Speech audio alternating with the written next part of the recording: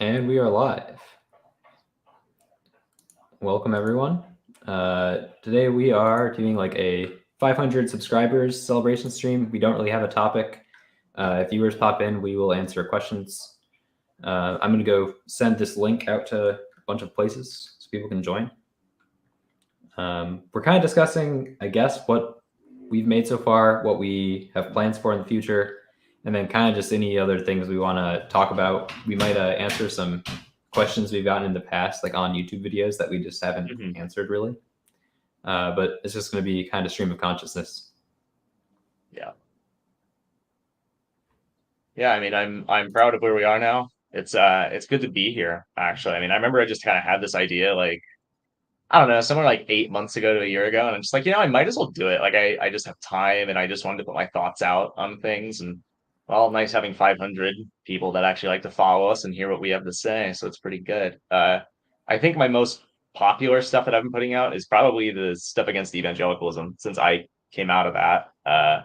And it's very polemical, and I definitely intend to continue that. I need to get onto specifically their theology of course, of communion. I talked about baptism already, but communion would be good, and then also definitely the contemporary worship stuff. And in there, maybe I'll touch on like that within Lutheranism, how we can't really use co in Lutheranism, like it's not faithful to confessions, but I'll just be focusing more so on like how evangelicals use it personally.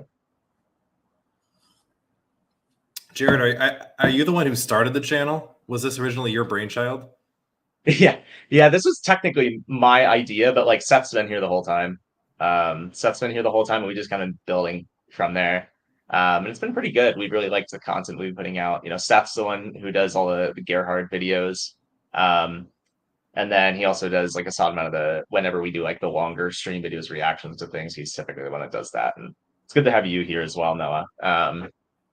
Yeah. I really appreciate you. For those who don't know Noah here, I don't know if you've mentioned it, but you're a PhD student, aren't you? Yeah, I'm a PhD student in philosophy at Fordham University in New York. I'm interested in medieval philosophy, field of religion, metaphysics.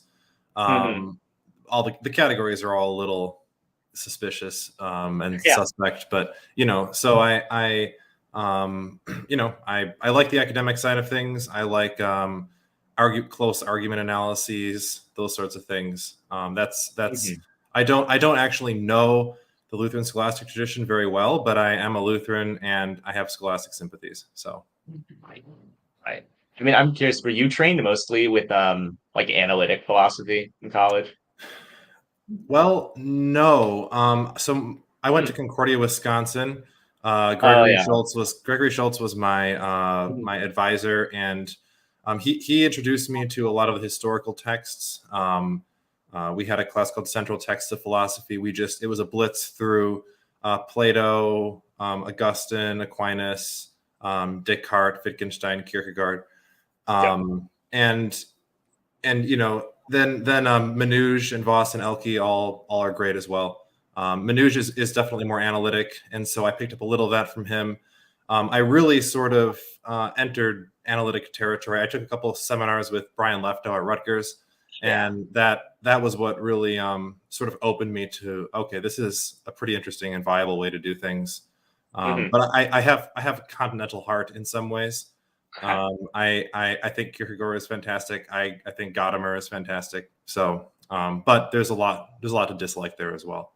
Yeah. I don't have as much experience with the Continentals. Like I've read only a little bit of Kierkegaard and all that, and just after him, I haven't read too much. But I'm pretty jealous of you that you got to be with Brian Leftow. I've actually considered making a video on a paper of his, like not just reading straight to the paper, but he had a paper on the relationship between God and abstract objects, which I think was really interesting. And of course, he recently had a book, I think, that came out. It's either a book or a paper that talks about God and necessity or something like that. He's done a lot of work in that sphere, from what I know. Yeah, a lot of modal. So I think God and Necessity was in the 90s. His most recent book is Anselm's Argument. It's called Anselm's Argument. It's just a tour de force through Anselm's Argument. But maybe there's some other paper on necessity that was more recent. But the big book, God and Necessity, is that was been around for a while. Yeah. And I've been really interested in all that stuff, and Leftow's just a really good guy for all of it. And that's something I've been hoping to do more on the channel, is some more philosophy stuff if I have like time. But since I am not as well trained in philosophy, like I know my way around it kind of, but I'm not necessarily like, it's different than like Lutheranism. Lutheranism is, hey, this is what we say. You know what I mean? Philosophy is so much of it is like, you know, I'll affirm something, but you still are like constantly questioning it in terms of like, okay, is this actually true? As Lutheranism, I'm pretty firmly within the tradition, and like, there's, I guess you could say, it's not that there's less to read per se, but like it's more narrow.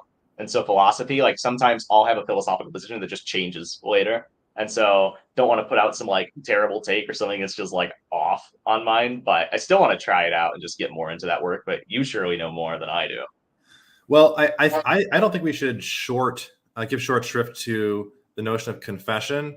There are some Christian or Roman Catholic philosophers who would want to say that metaphysics is prior to revelation, at least logically. Right. So if you don't approach the revelation with a certain metaphysics, you're going to have problems. Right. Or they see the dialectic as being sort of maybe a process of sort of two. If you don't go the full-throated Roman, equal dignity and reverence, or equal devotion and reverence, you at least have a sort of, like Michael Ray has a sort of understanding of this, where you have this holistic theory building process where metaphysics and then scripture and then metaphysics, but that's never really fleshed out. And I think the Lutheran insight that the pattern of sound words is actually primary in a stronger sense than other denominations would admit. I think that's something that philosophically should be explored.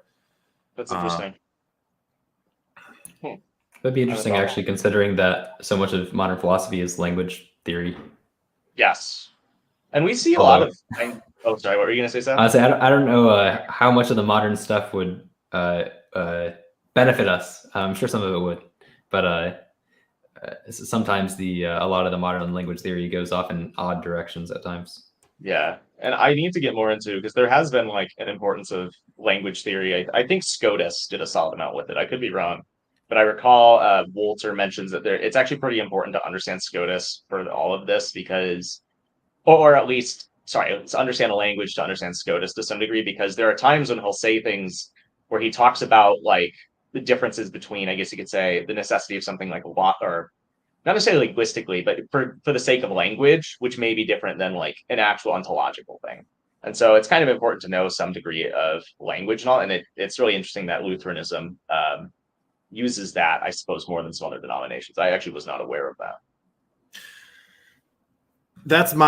I should be careful. I mean, that's my intuition anyway. I believe you.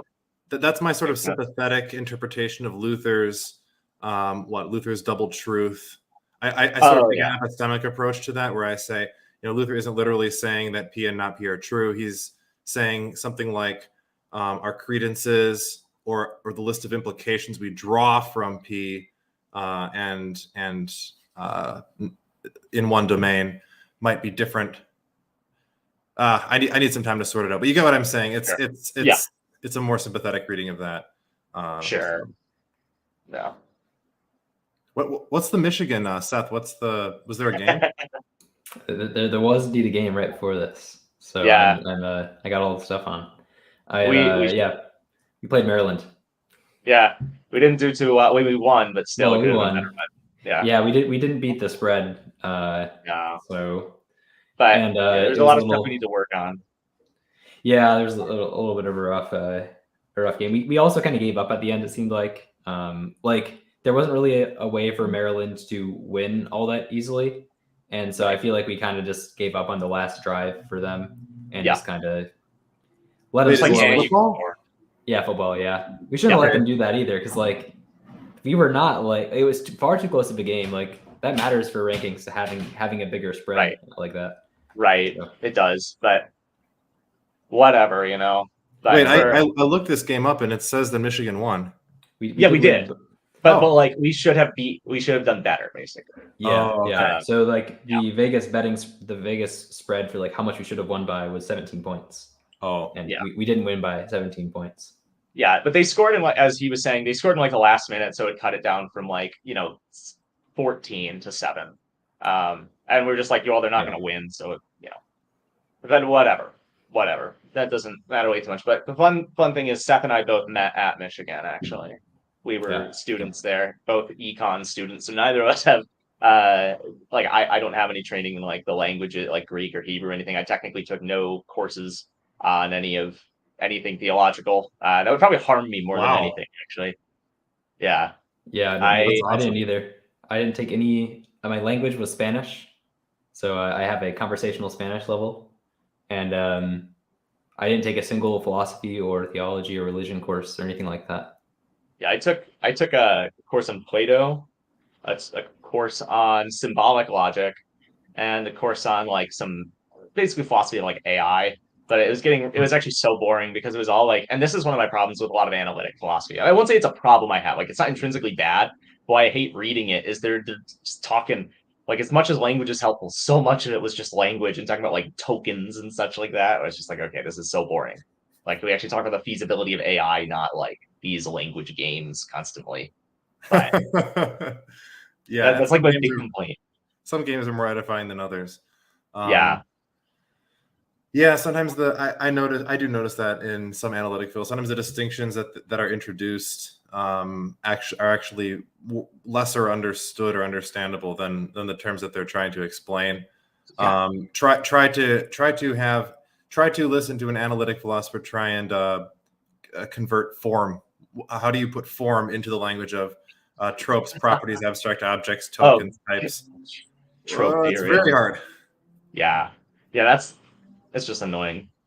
But there is some value to analytic philosophy, and I think there is some value to it, especially like one of the things it's as annoying as it can be, it can also be very clear sometimes. Like if you have a good analytic writer, they can be clear and helpful, as opposed to sometimes you'll read some scholastic writers who are like, what are you even saying half the time? You know what I mean? And and a lot of the time, what's important is that, and this is something that I've wanted to talk about is, and because I've fallen into this trap before, not just with scholastics, but with like church fathers and all this stuff, is that when you read their language, sometimes they'll basically be equivocating almost. So like when Scotus will use the phrase formal distinction. You have other philosophers who use formal distinction. Aquinas will technically say, I've seen him say words like formal distinction. You'll see Thomists who will use that phrase, but they mean something completely different. They're just talking about or at least from my understanding, it's like they're just distinct in form. It's not a formal distinction as its own thing between the real and formal distinctions. And so it's like, you got to be careful. And I don't think analytics really fall into that kind of trap, but they go the other way, which is like so many distinctions and so many ideas where it's like, I don't even know what you're saying sometimes. Yeah, I can see that. That is a fair assessment. Mm-hmm. Who are the seminarians that you were going to bring on here? Are there seminarians involved with this too? No, I just invited some. See if they join. Yeah, none of them have joined clearly. Yeah, they're probably pretty busy. I don't know. I invited pretty much the Bugenhagen dorm of CTSFW. Pretty much almost all of that dorm is who I invited. Do you guys have the conference this weekend, right? I do. Jared moved from Michigan.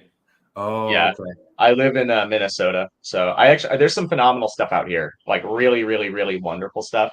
But sadly not was it St. Michael's? Is that what it is? Yeah, we have St. Michael's. Yeah. It's Michael Mass is Sunday, so we have St. Michael's Liturgical Conference on Monday.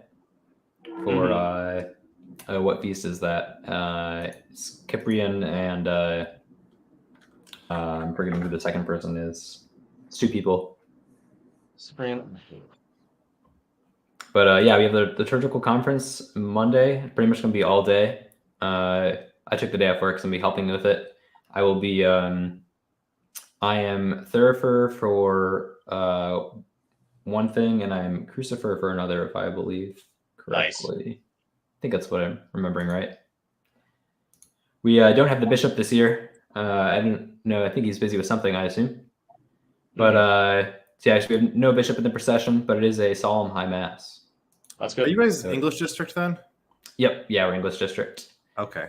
The bishop, though, in this case would be the bishop emeritus. Technically, it's Bishop Steckles, who is the functions as our archdeacon, which is technically below a bishop, but because our bishops rotate, it's just how it works. Like they not rotate, but you serve a term. that's his functional role now, is the archdeacon, and he serves as liturgical deacon generally speaking. But when we have an event that calls for a bishop, such as the solemn high mass or chrism mass, things like that, in those cases he does serve the liturgical role of a bishop. Yeah, that's honestly one of the best things that I'm gonna make a video on it. One of the best things about coming to Lutheranism, and I mean, obviously there are Lutheran churches that do the contemporary stuff, which is just stupid to me.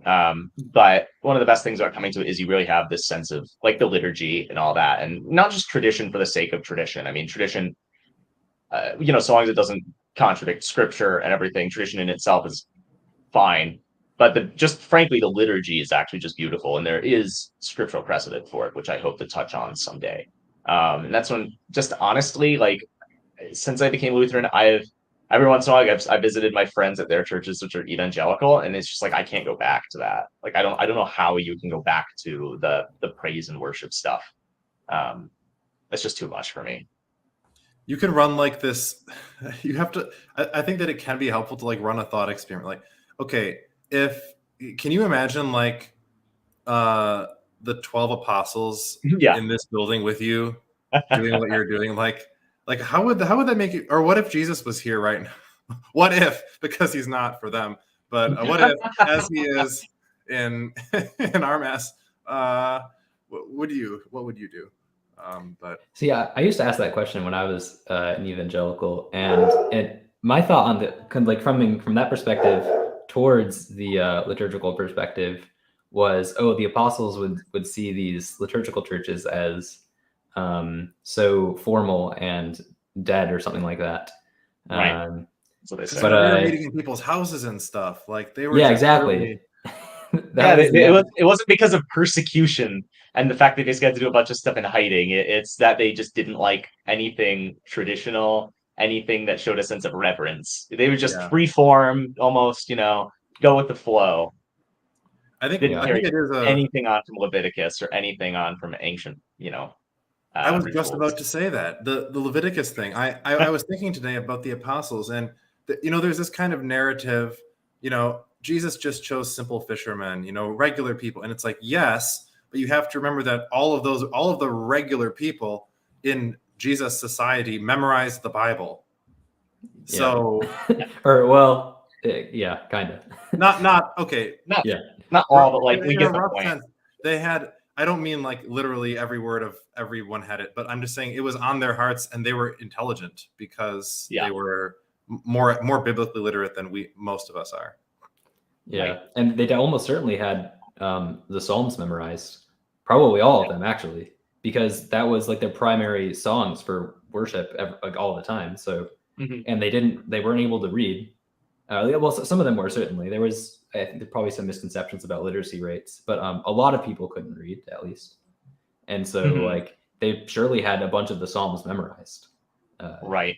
I don't know if they had every single one, maybe, but I'm sure they had a great volume of them memorized. Yeah, if not all of them. I mean, it's obviously not possible to determine like the exact percentage rates, but you can look at like there are scholars who have like speculated about it, and it's just I think it's safe to say that a lot of them had a lot of it, and that's so when I say they had the entire Bible, I'm speaking roughly, but yeah, well, like sometimes I can talk about, hey, this person knows the entire Bible, and it's not like I know you said the word memorized, but there is a sense in which when somebody knows it, they may not have all these passages memorized, but they're like, they know the scriptures, they know where to go to find certain things, and they can tell you like what each book is about and what goes on in there and like what to take from each thing. And it seems like that kind of literacy isn't really around as much anymore. I mean, it still is with some people, but like I feel like not as widespread, so to speak, where and I do feel like a lot of that is almost from the widespread just availability where, and by no means am I saying, oh yeah, let's just like get rid of the Bible. I'm not some like traditionalists, like some Roman Catholics I know of who are just like take the Bible out of the layman's hands. Like I know some who say that. But there's a sense in which like there's a loss of reverence almost for it because the fact that it's just so widely available. People are like, I can just read it tomorrow or I can do it this other time. Whereas if you were literate in the ancient world and you had access to a Bible, I mean, that was like an amazing thing. Like that was a real opportunity. And so any word of God that they had, they would absolutely cherish. Yeah. And another contemporary malady is like TikTok basically. Yeah. I use the word TikTok brain for when I meet Gen Zers who I will tell them a very short story and it takes like a minute and a half, and like in the middle of it they are just thinking about something else. Like the inability to even listen for like 30 seconds to a minute. It's like, I know that I'm bad because I can click through a YouTube video, but like it's getting worse. People who are like 10 or 12 years younger than us. Yeah, it's pretty bad. Yeah, I think a lot of that. Well, what's weird to me, I could be wrong in this one. What's interesting is that you have that, but you also have these people who like a lot of evangelical services. Because a lot of people like that, if they're going to be Christian, a lot of them are just evangelical. You know what I mean? It's interesting that like oftentimes their sermons are like really long. When I was an evangelical, the sermons would be pretty long, and then when I became Lutheran, it was like depends on where you go, but like one of my churches that I went to when I was in California would be like 8 to 15 minutes maybe, and out here where I am now, it's maybe 15 to 20. Like it depends, but it's interesting to notice how even though they have that like lesser attention span, a lot of them are so focused on like, hey, I need to listen to these sermons. It'll be pretty long, and I do think part of that may also be like, I'm just curious to see how that affects their like how they would work with the liturgy. Like, would the activity of like standing up and sitting down and like constant repeating things, like would that help them, or would that not be as good for them? Something interesting to think about. I think the liturgy is far better for people with shorter attention spans in general, simply because you are shifting between things. There's a lot more packed into say 1 hour, depending on your hymn and sermon lengths, than in a evangelical service, which the bulk of the service, probably at least half, is taken up by the sermon, which means your sermons are like 30 minutes at least generally. It depends. I guess it depends on how many songs they do and things like that, and what else they have in the service. But if we're just taking like, I guess like pretty standard stuff where it's like there are some songs, maybe an introduction type thing, offering a sermon, some more songs, and then it ends. I feel like that's fairly common like structure for their services. I mean, like think about those like that span and how long the songs are. I mean, you're going to have a pretty long sermon, and then it's pretty easy to zone out in a 30-minute sermon if your attention span is 1 minute. Yeah, and I have to admit, I have a bad attention span. Like I have trouble sometimes just listening to a sermon the whole way through. It's just not easy for me per se. Part of that's because I have to multitask. Like it's funny when I learned, like I basically learned philosophy when I was like lifting, and I would just listen to Arthur Holmes lectures. And it's hard for me just to sit down and do nothing and listen. But like, yeah, I think you're right, though, Seth. I think that makes a lot of sense. Do you guys both lift? We do. We actually used to back when we both lived in Ann Arbor. We used to lift together and like watch YouTube videos or whatever on like philosophy and stuff like that. Those are good days. That's so interesting. I do as well, and it was in connection with a new member that I was bringing to church, and he's like a power builder type of guy, and he was like, "Oh, you should come into my gym and we should lift." And so I haven't like lifted since like high school, and not seriously, and so it was fun to get back into it. And then like this other guy just starts talking to us, and like they're just talking about faith, and then there's these other people who come up, and like I don't know what it is about guys who are lifting, like they just, I don't know, they're looking for something, they're trying to better themselves, and it's just very easy to talk to them. So we have like 2 guys from this gym that are going to church with us, and that's great. Who knows how many more, but like it's just weird. I never would have expected it, and my bench is now higher than it ever was in high school, so that makes me happy. Nice. Can't see my thumbs here. They're blending in, but yeah, that's actually really good. I think that is a good testimony to one of the things I know I keep bringing this back to evangelicalism, but like one of the things that was really relieving for me when I became Lutheran was almost this like the Holy Spirit just kind of like brings people how he desires, right? I don't have this like, oh my gosh, I have to go out and like find a bunch of people to evangelize. Like sometimes you just find people in random places doing whatever. And I think you're right though that there is a tendency among guys who lift the Southern Out where they are looking for something more. Because they're trying to better themselves. Like I think it's not I don't know too many people who are just like, I lift because I like have to, like no motivation. They're just used to it per se. A lot of the time it is they want to get better about their life. And when they have an opportunity, like a spiritual improvement and a spiritual change, they'll take that opportunity. Yeah. Otherwise you turn into a really jacked guy who's just like full of rage and no spiritual virtues. Yeah. That's honestly something that I'd like to discover. Like I don't know how much there's been of this like scripturally, like if people study this much, but just the concept of like you really have to be not improving constantly, but you should be really focusing on your mind and your body at the same time, and like as temples of God, right? Temples of the Holy Spirit, like really trying to make yourself as pure and clean, like just both physically and mentally. I think that'd be an interesting thing to discuss at some point.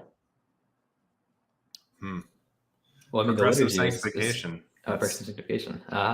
It is true, and you should all affirm it, all of my viewers. Yes, you should read Lindbergh. How many what is it? Is it condign or congruous merit? Which one is after you're initially justified in Rome? I Can't remember. I I can't remember. But what? How many? But basically, how much merit do you get for each rep at the gym? But yeah. I think I don't know why I can never remember. It's like formal and material principle. They're just the words are they distinguish the distinction between condign and congruent. I always forget. I do too. I know they're both there. One of them is like merit, that is like I think it's technically like prior to your justification, where God like just freely says like practically the best you can do, like I'll accept it almost, or it's like some kind of free grace. And then later, the other merit is merit where you're like God. It's like God owes himself almost, is like working through you. At least that's like my understanding of it, according to like Aquinas, and it's what I've seen. But that's a whole. Congruent merit is applied to the unregenerate person, right? By God. Condign merit is after. Yeah. The distinction, I can never remember the terms, but the distinction is basically like, does what God gives you match up to what you did a little bit or not at all? Something like that. Yeah. Well, it depends. I mean, what's tricky is, since I know more about the scholastics than I do, like, say, modern Rome, I don't know if there's like, I think in the Council of Trent, they do actually define this and say it explicitly, but I do recall that like there are kind of almost different definitions from what I understand of what you'll see in like, say, Aquinas is to like Beal or like Occam. I think there are some differences there, but I know like Cajetan, for example, like he says that in Galatians 2, you know, there's the it's not I who live, but Christ who lives in me. I think he uses that passage that says it's not I who merit, but Christ who merits in me. And so what they'll do is they'll be like, oh, well, it's Christ working in you. If that makes sense. It's like it's like it is. I mean, it's synergistic in theory, I guess. It's really tricky. Like it's hard to explain it. Yeah. I mean, and just to be honest, I don't see any warrant really of it in the scripture. I mean, I'm reading Gerhard's on justification right now, and it's really just kind of tricky to get that from the text, in my view. I don't really just see much warrant. Like I get the idea of it, like it makes sense intuitively, but it's really tricky to me to be reading that, and Bellarmine has to be like, well, in Romans it's talking about initial justification. Oh, you're not justified by works, ones that you do on your own, but you are justified by works that you do, that like the merits of Christ are doing through you or something. It's just kind of like, I just don't see it at all in the text. If that makes sense. Yeah, that makes me that reminds me of Rob Coons' book. Yeah. Because he talks a lot about that in there. Actually, that'd be a good video to do sometime. Maybe he would want to come on and be interviewed or something, because Cooper did that. And I think we could have him on. I would like to do more interviews. Sure. Yeah. Let's get him on. Yeah, I say get him on. If he wants to, like, yeah, if he wants to come on. Though. Coons is like just genuinely smart. I mean, like, I know he's been making a lot of headway in like for theological stuff.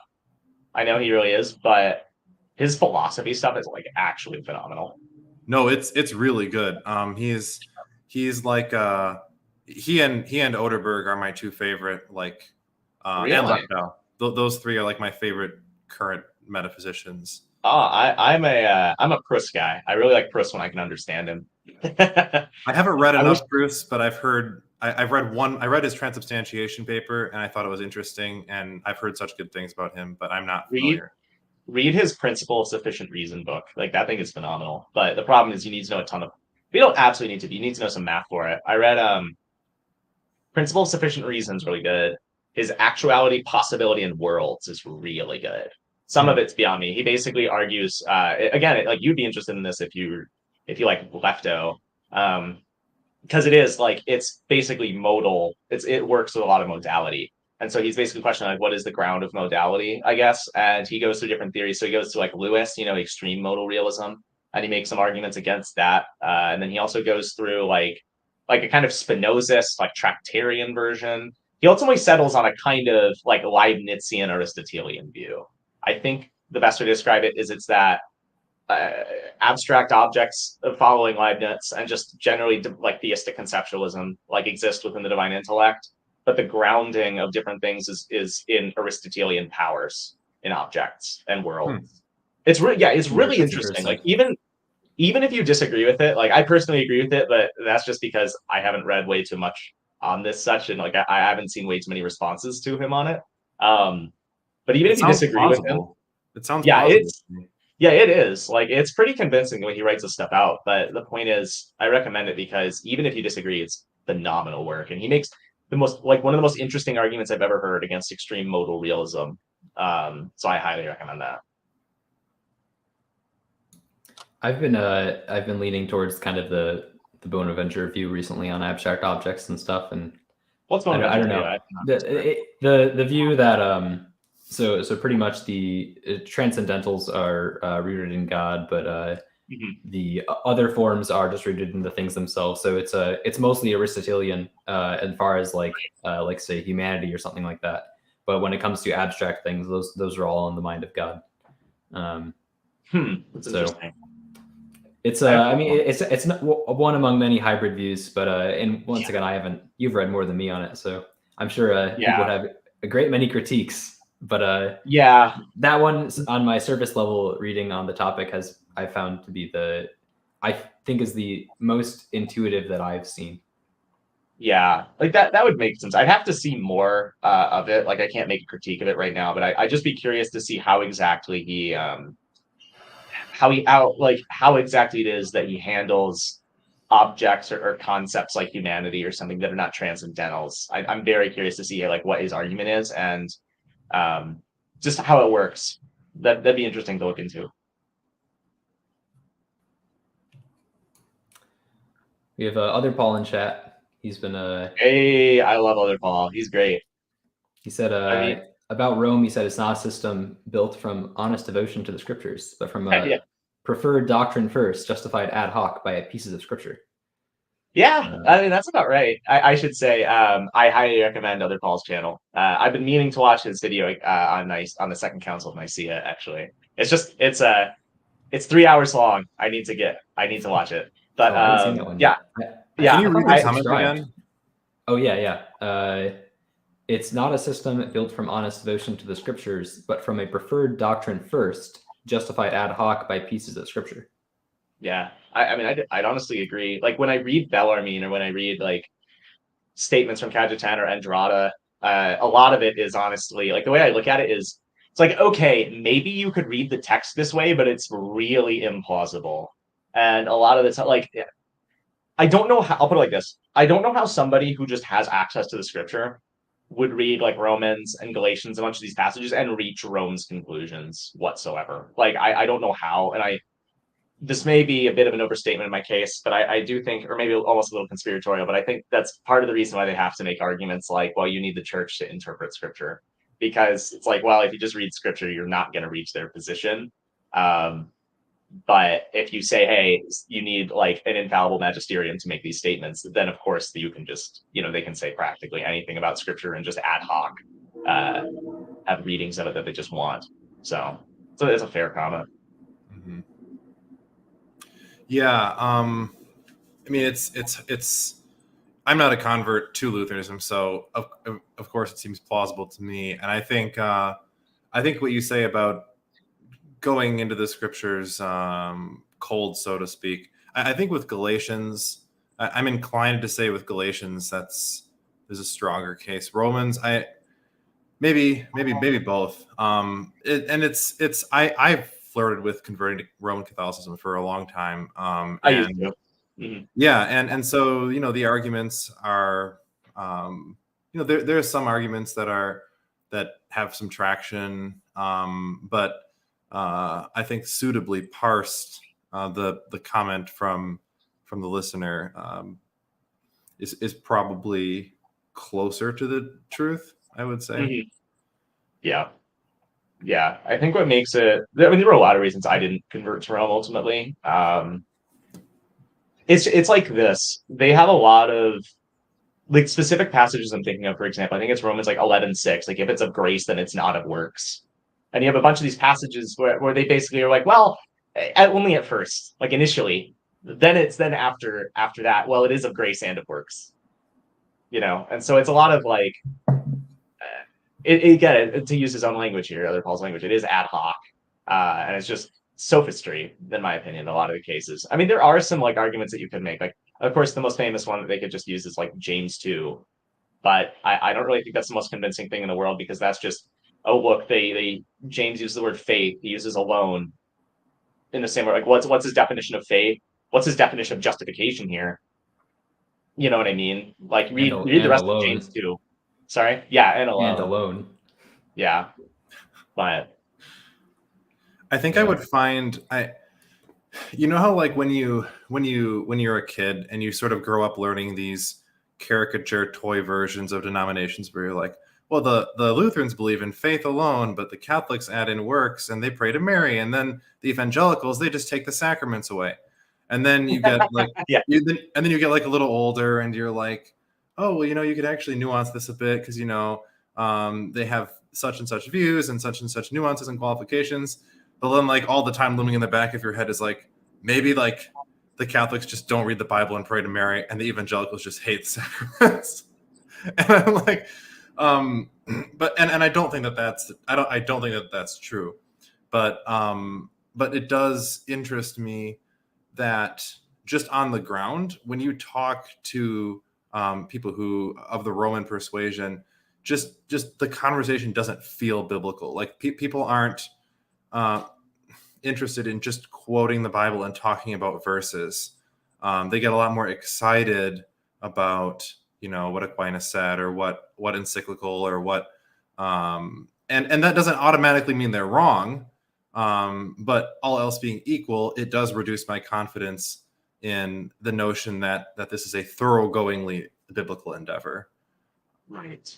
I mean that's also an argument. You could make an argument against them, which I think several people have, which is, well, they actually arguably spend more time talking about this encyclicals and everything, because they always talk, oh yeah, you need the infallible magisterium to interpret scripture, and then they're spending a ton of time, well, what does this mean? What is this infallible, or is it not? What is ultimately going on? Like, I just see so many trads trying to justify, for example, like what Francis is saying half the time, and others like, oh, don't worry, it's not infallible. He's not saying the Second Cathedra. He could be a material heretic, but not a formal heretic. And like, it is very much, I think, separated from just like the worldview. There's I hate using that word just because it's so Kantian, but there's just that whole like other, I guess you could say, frame of reference from which they operate. And that was one of the things that definitely pulled me away. It was never like, hey, you talk to like a typical Roman Catholic, and it's, oh yeah, they want to cite scripture to you. It's, besides James 2, of course, it's usually they have a bunch of quotes from like scholastics or whatever. And like, I'll put it like this. Here's a good way to put it. I feel like if we could take like what Romans says and you just repackage that as like Augustine saying it, like if Augustine said the exact same thing, they'd be more devastated almost. I guess I just find with them also in the East, same thing. Although yeah, it's like when you the Twitter posts and you attribute some quote to a church father, and then their response is well, church fathers aren't infallible, and then the quote itself is scripture. Yeah, they just have No good Yeah. response. The most famous one was when the guy, like, he cited, was it like Colossians 2 or something like that, but he said it was Luther, and the guy's like, well, this pits the Son against the Father, and so we oppose this. And he's like, yeah, sorry, that's like scripture.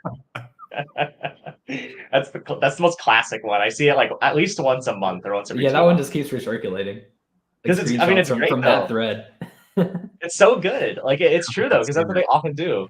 Is it's just like if you know patristics, you'll know frankly that it's a lot more complex than a lot of like what Catholic answers or a lot of people will tell you. Like I always hate, like, even from our own side, I passionately hate when people are like, they didn't believe this for 1,500 years. You know what I mean? Like I see attacks for against the Reformed on their view of the Eucharist, for example, and it's like you can actually find some stuff that sounds like spiritual presence, arguably in Augustine. You definitely find some stuff like there's some stuff in Tertullian, and then definitely like the 8th and 9th centuries, you could definitely find some stuff in there. And so to use the language of nobody thought this is like so extreme and doesn't actually help the case as much as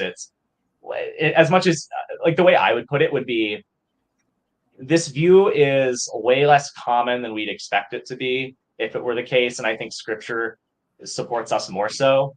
But your starting ground should be scripture. And a lot of the time it's not for a lot of these people. A lot of the time it's just, hey, look at what these fathers had to say, as opposed to just acknowledging, hey, like in the Old Testament, you have times when all of Israel apostatizes besides Elijah. Like, what do you do then? You know what I mean? Like, I'm not saying that was what happened, but in theory, you could just straight up say that because we have examples of that occurring. So, yeah. Steve Roberts in chat says Tertullian on Patience 6 and Aquinas on Galatians 2. Both argue Luther's interpretation of James 2. Yeah. Yeah. I know Aquinas does. Yeah, something close to it, certainly. Yeah. Well, he recognizes Aquinas' overall theory. Oh, go ahead. I was just going to say Aquinas recognizes that there are different kinds of justification, and the one in James is different than what we see like in Paul. Exactly. Yeah. That's the direction he goes. He definitely has a different theory of justification than us. Yeah. Although it can certainly be argued that he has a different theory than Rome does too, at least dogmatized. So, as far as Tertullian's theory, I don't know that much. Jared, you might read all Tertullian. Yeah, I for all the viewers out there, I subjected myself. I read all of Tertullian's works. I read all of Clement of Alexandria's works that I could find, at least online. I'm going through Ambrose, who's a lot more fun. But Tertullian, I can't remember him really specifically on justification. I honestly remember Tertullian for the weirder stuff.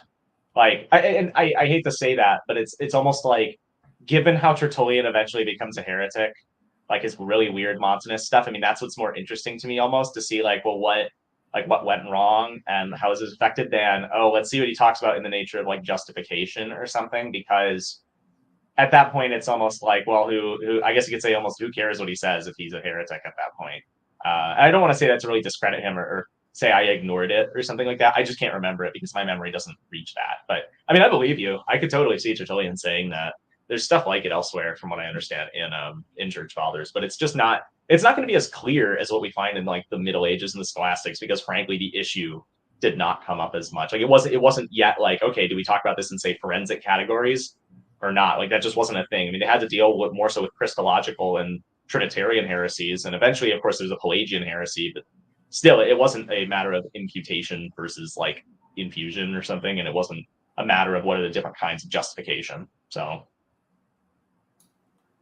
Speaking of reading through entire authors that are not always beneficial, I am just about done with all of Plato. I started in I think back in January it was, and I've been working through all of Plato, and I am on the last book of Laws, and then I have Epinomis, and then I'm done. And and I read all the apocryphal ones too, and I don't know. Plato is a figure. Plato's I think maybe 10% of it was useful and good. Yeah. And the other 90%, I'm like, no, it's no. So many of like the works, like the good works that you hear about, have a lot more good in them. And then the other works, it's just like, why is this a word? Like, why is this a thing? Like 90% of the laws is easily useless. Like at least like in his own time, maybe it was better, but like now it's like, why do I care about like the exact method of instruction of music for children from ages 8 to 10? Like, I don't need to know that level of detail. about how my society needs to do that in ancient Greece. Like, it's not, or I guess classical Greece, that's not relevant at all to things today, or your particular laws about manslaughter and first and second degree murder and premeditated, and like, how should these punishments be handled now? And what if it was by poison versus by this other thing? And like, these are the types of details you get, and it's like, oh, this is painful. Yeah. Okay. That's fair. Like that's fair. And I mean, I think, and I don't know the laws, but I think that as a figure, it is interesting that, and I'm also not a Plato scholar, so, but it is interesting that when Plato writes the laws, it's a little optimistic, because he's like, oh, these are actual, these are laws that maybe would work. And I don't know, maybe there's different readings of it. But as opposed to like in the Republic, where Plato is like pretty disillusioned with politics, I think, at that point. He's like, democracy is, the democratic man is bad and everything is bad. And let's just look at the soul instead, because human communities kill Socrates is what they do. I mean, you could read laws as an allegory about the soul. I think there are like certain parts of it that work very well for that. And it even seems like Plato's going in that direction, where it's like, okay, this makes a lot of sense as an allegory for how the soul should be governed. But then like some other parts are like, I have no idea how you could possibly map it to anything allegorical. It's just like, this is very clearly just a technical law. He's like, this is what would work well in a state. Like, I think this is how the law should be written. But it definitely, like, the laws isn't useless, but like, no, I get it. 90% of it is like pretty tough to translate to anything today. Other than if you're trying to see like development of legal theory, and then it's very useful, like super useful. But I don't have like some big passion for development of legal theory over like the course of entire history. Isn't there I forget the word for it. The dissenter who like dissents from the political system has to get like imprisoned in this tank kind of thing, like and kept away from society for a while. I remember hearing one person.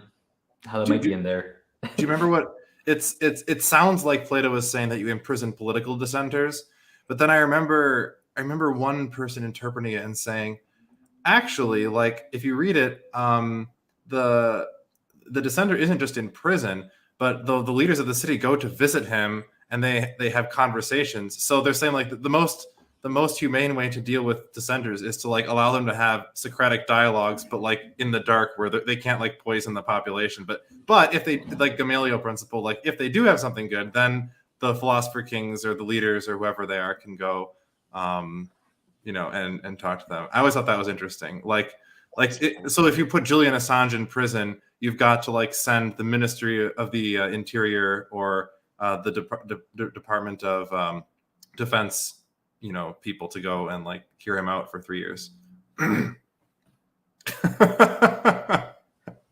I will say I was I read when I was reading Timaeus, I was actually a little disappointed because like Timaeus is the one that like it gets so focused on, at least in Christian history, probably more than any of the other books, and so much of it was like Platonic physics that was about like how triangles make up the world and things like that, and so much less of it than I thought was about like the theory of God and creation and things like this, which are like the topics everyone talks about mostly. I mean, those are definitely in there. They're major themes, but like the majority is Platonic physics, which is like pretty useless unless you are studying the history of development of physics, like physics theory. That's honestly why, like, that's why, I'm doing probably the opposite of you. I'm probably doing things wrong. Like I've read my fair share of Plato, but I'm going like reverse. Where I'm like, I'm going to read Aristotle first. So, or like extensively through Aristotle. So I'm right now through I'm like book 5 of his Metaphysics, with Aquinas' commentary. It's pretty interesting. But yeah, when I read through Plato and I read through any dialogues, like just not even Plato, like Hume has dialogues and there's some other figures who like Anselm has some dialogues. Like sometimes like there's some great stuff in there, but sometimes it gets annoying because they'll just go off in the weeds and you're like, okay, like why, like what are we doing here? You know what I mean? Just come back. Yeah, I am much more of yeah.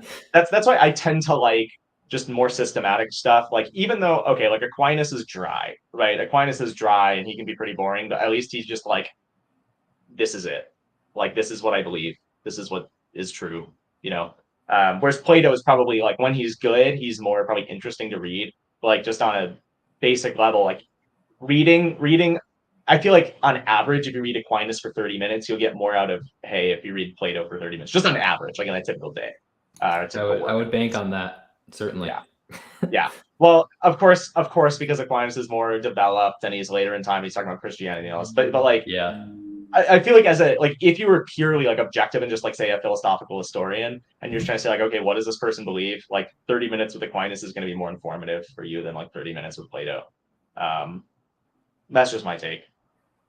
There was Paul Spade has an interesting take on the Timaeus when it's in the Warp and Woof of Metaphysics, which is just free online, and he talks about like the Platonic approach to metaphysics versus the Aristotelian one. He's like, and in the Timaeus, you've got like this receptacle thing, which is like this mysterious sort of third element, and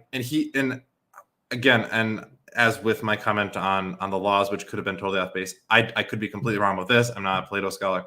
But Spade's idea is that, like, for Plato, the object is a bare particular, and it just the object is a bare particular, and it's by virtue of participating in the forms that it gets all of its properties.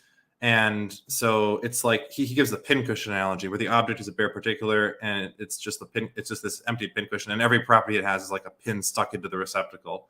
And I don't know if that's accurate, but either a representation of Spade or Spade's representation of Plato, but I thought it was interesting. So, I mean, I think you could read it that way. I don't know. So I listened to all of these in audiobooks, so I wasn't always like hyper focused either. I did like listen, like I'm paying attention, but it's audiobook while like lifting and running. So like I'm not like getting the most dense, thorough read. But I mean, yeah, I think you could read it that way. I wouldn't say that's like wrong from my knowledge. I remember one of the most painful things I ever had to do. I mean, not painful, but like academically, is I had to read what was it? The Plato class I took, we were just exclusively on the Republic, and I had to write a paper on like the forms or something like that. I did actually really well. I got the highest grade in the class, which is nice. But like, we specifically had to read it through this lens of this one analytic philosopher from like the 70s or something. And I just read this, I'm like turning all of Plato's stuff almost into language, like stuff instead of like ontological. I'm like, come on, like even if it's true, it's just boring, and I don't buy the interpretation whatsoever. It was really stupid as to what Plato. Yeah, it was like it was basically taking away, almost like from what I gather, it was taking away a concept really of the really real, or that just like the degrees of being. Like it was almost just like, oh no, Plato's just talking about like truth and falsity as opposed to like actual, hey, something is more being than another in terms of like participation. It was so stupid, but that just shows you academia, man. Plato interpreted logic. Plato discovered logical positivism. He just didn't have the tools to explain it. Yeah. Plato was Wittgenstein. We just didn't know it. But there is value, I should say. Like, this is something I'm curious about for you guys. Like moving ahead to like church fathers, how do you guys read them? Like for me, I almost read them like I hate to say this, but a lot of time I'll read like especially earliest of the church fathers. I'll read them. I don't like get something out of it explicitly that I couldn't get out of something else, but I almost read them historically. Like, what did this guy believe, as opposed to I'm going to read this because I expect to learn something new or get something like really edifying out of this. I'm like, how do you guys read the church fathers? Like, is that something you guys do? I think I read them mostly for personal edification more than what XYZ person believes. But I think that's like I say that's a secondary theme. Yeah. When I'm generally reading them. Mm-hmm. I should clarify. It's not that I never. Let me finish quickly. It's not that I never get anything out of it. I don't expect anything out of it. But there are times when it's almost more like it's almost more like I could expect something much clearer out of later theologians that I'll understand better. But I'll primarily read it in terms of historical theology, where it's like it's valuable for me to understand what's the development of these ideas, what do these people think, like what is their view at the time, as opposed to simply just I expect something great out of this. Like honestly, there's a lot of stuff that a lot of church fathers like pretty very like they're often very redundant in what they say, whereas a lot of modern people aren't as much. But there's still great value in reading them, of course, even apart from just the historical value. I get annoyed with Luther for this. Like Luther can be so repetitive and just like, do we really need to have another 10 paragraphs on how like Zwingli is rolling in the dung of Satan. Like I know, I get that he's rolling in the dung of Satan. You've told me 5 other times in this.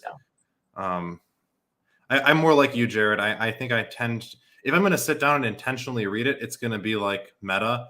But if I'm just like, going through the treasury of daily prayer, I'll be like, holy cow, like this thing that Chrysostom says is like the best thing ever. But that's just like, because it comes up. It's not because I'm sitting down and saying, I will now sit at the feet of the great John Chrysostom and be edified. Right. Right. Honestly, a lot of my church fathers reading comes because I'm trying to research about some topic or something. Yeah, same here. Which occasionally you do have the problem of getting quote mining issues for things like that. But I try to read. Usually, what I try to do is I'm like, okay, I want to learn about this topic in the fathers, and then I go and try and gather all the writings I can find on that topic and read through them in whole. That way, I try to avoid quote mining in that manner and get like an idea of here's how they think of X, Y, or Z topic, which probably just because I tend towards the systematic thinking, especially in theology. So that I tend to read them that way. And I do the same thing with the Lutheran figures, honestly. Like I haven't read straight through a ton of Lutheran works, but I've read like good chunks of a ton of them because I read topics often rather than an entire work through. I'm more of a entire work guy. Like my process of reading Ambrose right now is I'm just straight reading through him, like just straight reading through his works. So I've been on, I've done like on the Holy Spirit, on the mysteries, duties of the clergy. I think a few of his letters. Right now I'm almost done with his exposition of the Christian faith. There are definitely some other works in there. I'm just the kind of guy that's like, I like to read, I like to know their thought, like just throughout and have a broad picture of them. But if I want to do a topical study, I'll do that later. And I think part of the reason is just because there'll be things I'll like catch that if I were just focusing on one topic, it'd be like I wouldn't really focus on as much, or I wouldn't necessarily catch. There's still great value of that, and I agree with that Luther can sometimes be annoying. Like I honestly, like, I hate saying this, I'm just not a fan of like reading Luther. Like I'm not the kind of guy that reads sermons or homilies. Like I just don't really do that. And his theological works, like they're usually like pretty good, but I'm so engrossed in the scholastic method where for me it's like I just want to read and get like a clear answer on this, as opposed to, hey, Luther's commentary on Galatians, he talks about the same topic like 35 times. It's like I'd rather just set it out, give you all your arguments concisely, quickly, and from there I move on. I am the same way, but like I try to fight. I want to fight this in my own soul because I know that I'm in dangerous waters to say that the Reformation was tied to humanism. But since Lutheranism is committed to the inspiration of Scripture, which doesn't mean any quote you pick out has this magical thing called inspired, which allows you to like do inspired things with it. Although like something like that is the case. It also means that you have to understand the whole work in order to get the message. You can't actually, which is why, and this is one of the things I learned from Schultz. He was like, the reason the Psalms are such a great book is because you're guaranteed that you're getting an inspired unit with each Psalm, whereas the chapter divisions in all the other books are human additions. So to be on the safe side, you have to read the whole book to actually make sure you understand what's going on. And so the reason I say this is because I think that the humanists understood that, and I think that they tried to get things across in prose that you cannot do with the scholastic method. Granted, I don't know if Luther always is the best at that, but he's, there might be something to it. And I am with you on, I love propositions and arguments, but I wonder if there's something to that. I mean, I think so.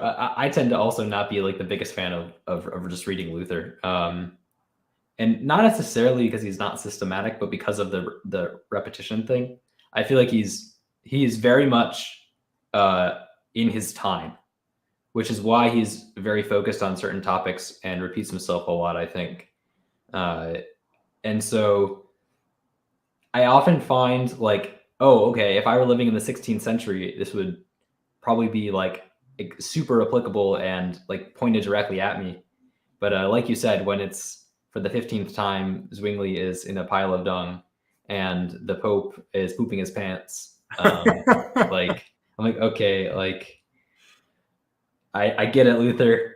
In your time, I'm sure this needed to be said like 15 times. Today, it can probably be said 2, maybe 3 times, and we can discuss something else. I do sympathize with what you're saying about the prose and not having it be as systematic. I feel like that as we've gotten farther from that time period, we've lost the ability of what the humanists were attempting to do, though. So like if we go back and read their writings, I think they do it well. And then today I often find that writers are just bad at getting at the good prose that the humanists were trying to get at in the first place. We've like lost it. I don't know what era I'd say we lost that at, but I find it with some modern writers that's the case. Yeah. And that's fair what you were saying, Noah, about the whole.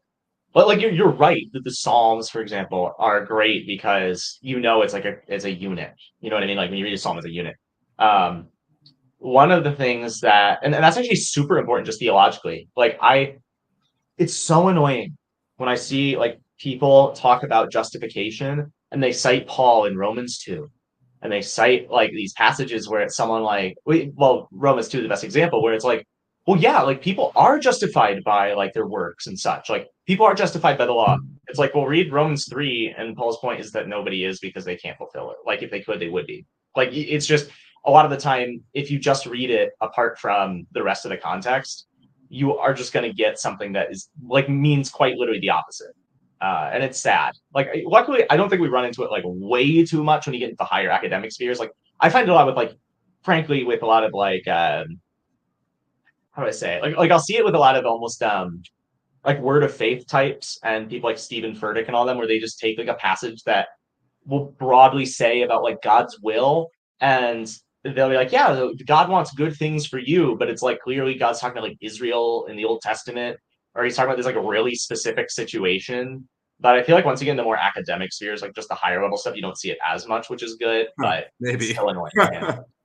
I mean, maybe in some things, but just the ignorance of context is massive. I remember being in one grad seminar one time, and somehow we were talking about does God think? And someone was like, oh, well, that one psalm where they're like, my thoughts are not your thoughts, and everyone about how there's this psalm that it's like it's not in Psalms. That's important because I believe, yeah. So another example, this one in this class or tradition. Have you guys have seen, of course, the whole female is a misbegotten male thing, right? Aquinas says the female is a misbegotten male, and this whole gigantic cottage industry of like, oh, Aquinas thinks women are inferior because I read this one thing in Aquinas that says a female is a misbegotten male. All it means is that Aquinas thought that biologically the sperm is just oriented towards producing a man, and when it is directed away from that course, it produces a woman. It has nothing to do with the intrinsic value of men or women, because if you understand Aquinas' biology and his metaphysics, which was like incorrect genetically, but he was just incorrect. It didn't lead to there's no logical connection from that to so I mean it would be like if someone said like a man is like the defective one because he doesn't have both chromosomes the same, like he's got this polluted anyway. Have you guys read the Summa article on whether women can be saved? I've read it. I've read that. I don't think so.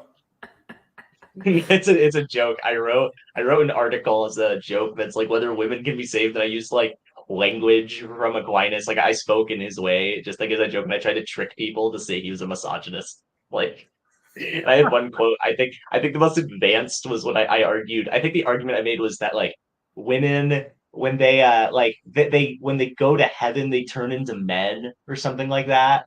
And I think the argument was like, for example, like I think Aristotle talks about like women being like really mutable with respect to like emotions, and so I made an argument that like immutability is greater than mutability, therefore like women turning into men, they'll become more immutable, which is more perfect or something. And there's an Augustine quote where he talks like, I can't find now because they took it off Katana. I doubt I can find it. It's probably in City of God, to be honest with you, where he talks about like it's a commentary of Genesis 2, like 24 or something, and he says that it's like, well, if like it weren't for childbearing, if it weren't for the sake of producing children, God should have just given Adam another man. Because men are, he literally said men are better at everything. And I made that argument. I was like, but clearly God would not like make women inferior in heaven. Like he did. But the point was just to mess with people, see if they bought it. And a few did. Obviously, I speak. Oh, I do not believe those things. I just we do not endorse my joke at all. But I just wanted to see what would happen. I made that like a year ago. I could probably send it to you, Noah. I would be when you first said that. I was like, I think I would have heard of this article of the Summa if it existed, but I think I believed you for a second. And I would love to read it. What you should do is you should set it in find some like online thing where you can make a thing look like it was old, like one of those really old typeset things. You got to translate into Latin too. Translate into Latin, that'd be hilarious. Put it in quarto print. Yeah. Oh, that's terrible. But yeah, okay. So I do have to go now that the hour is up. I've got some stuff to do and a meeting actually later. So I hope that's okay. Yeah, Seth, how about you and I just discuss some questions that we've had, just things that yeah, sure. We can talk about what's in chat. Yeah. I know we wanted to talk about a few things. Yeah, thanks, Noah. Oh yeah, thanks. I'll see you guys next time, and looking forward to continue to work with you guys. I think we're gonna have a lot of good stuff. So, all right, take care. See ya. I think we can. Do you want to go through chat first, or sure? Or, we also wanted to discuss like some future videos we're talking about. We're planning to do. Yeah, let me just mention a few I have in mind. The number one, of course, is going to be contemporary worship. I really want to talk about that because, like, here's the thing, right? I see a lot of YouTube videos that will talk about, or articles that talk about just like Koho being bad and just like objectively. I mean, it is like a lot of the time it's just not music to me. Like I'm a musician, I'm a trained musician. I think it's trash, but that doesn't automatically invalidate it from being used as worship. And then you'll have other people that talk about, well, a lot of the time the lyrics aren't good, and that's true. But I kind of want to see more like almost more thorough stuff. I want to combine them and say like, well, why are these two things bad? And then on top of that, like, what's the theology behind all of this? Like, why is it built this way? Like, what is the emotionalism and all that? Like, what's the point of it? So I tend to do that. I also want to do some more philosophical stuff at some point. As I mentioned, it's just kind of tricky because sometimes it's like, oh, well, like philosophy is just not as much my specialty. Like it's unlike some Thomists who basically they make an argument. They're just like, well, Thomas says it, therefore I'm very much like I actually want to know this thing and make like solid arguments for it and be as thorough as possible and trying to take some time on that. But something on social Trinitarianism is really, I'd love to work on that actually. Yeah, that would be good because that's like a prevalent, like real problem in the life of the church today, and it actually like affects the laity like significantly. Yeah, like how we talk about God. I have part of a script written out. I got to work on it a lot more, to be honest. But I want to focus on Koho for a bit, just while I have like the time and a lot of the resources that I do. Other than that, though, definitely more stuff on the wrath of God. Just probably like going the other side. My last video was on how God's wrath, like you can't just ignore it and say it's not real. But then there's the people who are so hard on it that they're like, it's impossible to, or like, they're basically pietists, you know? And I mean, there was an independent fundamental Baptist one time who, like, unironically, he said this. He was talking about how like you need to show up to church, and he literally said the phrase, "If you don't show up to church, God is going to get you." You know, like he actually said that. It's like that's not how you use God's wrath. Like you have, you can't overdo it, basically. So yeah, those are some of the ideas that I have. What about you? I have a planned series that's going to be on invocation of saints and a thorough refutation on that topic. I've been working on that for like 2 years now or something. I don't know how long, a long time. I've been slowly building it up. So the argument itself is all completed. I've been working on proofreading it. I'll see if I follow like my script exactly, or if I'm going to do more casual videos. I haven't decided yet. The script of it, if I'm going to call it a script, the argument that's fleshed out is a short book in length. So I'll see if I actually follow through and do every single video on that. But maybe it'll happen. There's a lot of I feel like the discourse online on the topic is often pretty bad. I know you get like Catholic answers to your stuff where it's like, okay, pretty low hanging fruit. Yeah, it's the what is it? The prayer of a righteous man availeth much. The people in heaven are righteous. Therefore, like I've actually seen that. So yeah, that is a real. I do address that argument. I address a steelman version of it though. So when in the work I've done so far, I've pretty much tried to steelman all of the opposing arguments, and then try to refute them from there. Which I mean, like I'll put it this way. I think you could make an argument that the saints could hear us. I think you can make that argument. I don't think it's true, but I think you could make that argument, and you could go from there to say, therefore, we can invoke them. Making it dogmatic, I think, is exceedingly difficult, and I don't think is realistic at all at any means whatsoever, and especially not the things that are generally asked. Like the things that are asked of saints in the traditions that do pray to saints. And I can't say anything about Anglo-Catholics because maybe they have a more moderate view. Some of them pray to saints, I know, and maybe they have a much toned down version of it that could exist somewhere. But the major traditions that invoke saints, they generally have much loftier requests from them, which I cannot see matching up very well at all to either the scriptural or historic arguments. So I do try to steelman them though when I go through them and then try to address them in response. So yeah, that's the big one I have planned. I'm going to finish up Gerhard's aphorisms. I know those don't get a ton of views, but I started it, so I'm not going to stop halfway through. And I think I'm more than halfway through now. So I'm gonna keep on doing those. They also make nice filler videos, and we just don't have time to make another video that week since they don't have any preparation. I just open up the PDF and start reading. Same with Justification by Loy. Although Loy's Justification is really good. I need to do more of those when we have filler videos, but I'll probably do that after you're done with Gerhard. But sorry, go on. Oh, I didn't have a ton more than that. I think we would like to do in the future sometime kind of like discussing books or like discussing a topic from the perspective of a few books. We've talked about doing a video on like who has the sacraments and things like that. And there are a few like works that are relevant from the Reformation era that we could discuss and agree or disagree with Melanchthon and Luther on these topics. They have some hot takes occasionally. So that would be an interesting one. I don't think we have any really specific topics planned other than those, but we've talked about doing those things, doing videos that are like let's take a topic, and like get a few of us on after we've all read like a handful of works on that topic, and then like discuss it. Yeah, definitely. So let's see if the chat has anything else. Yeah, the chat has things. They do. Good.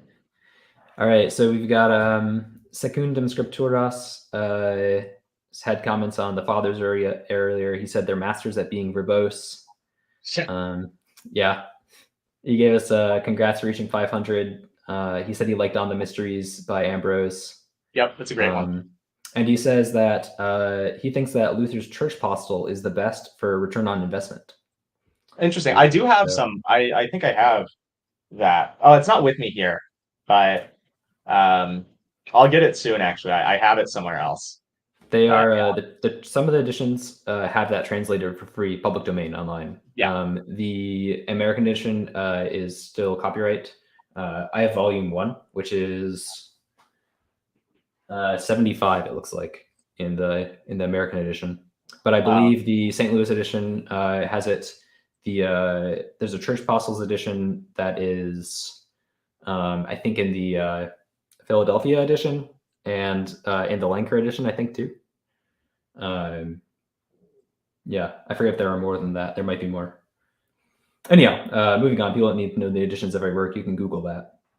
Mm-hmm. He also says, or no, sorry, there's a Secundum Scripturis now. It says he personally enjoys Gerhard's devotional writings. I would agree. Gerhard's a good stuff. Yeah.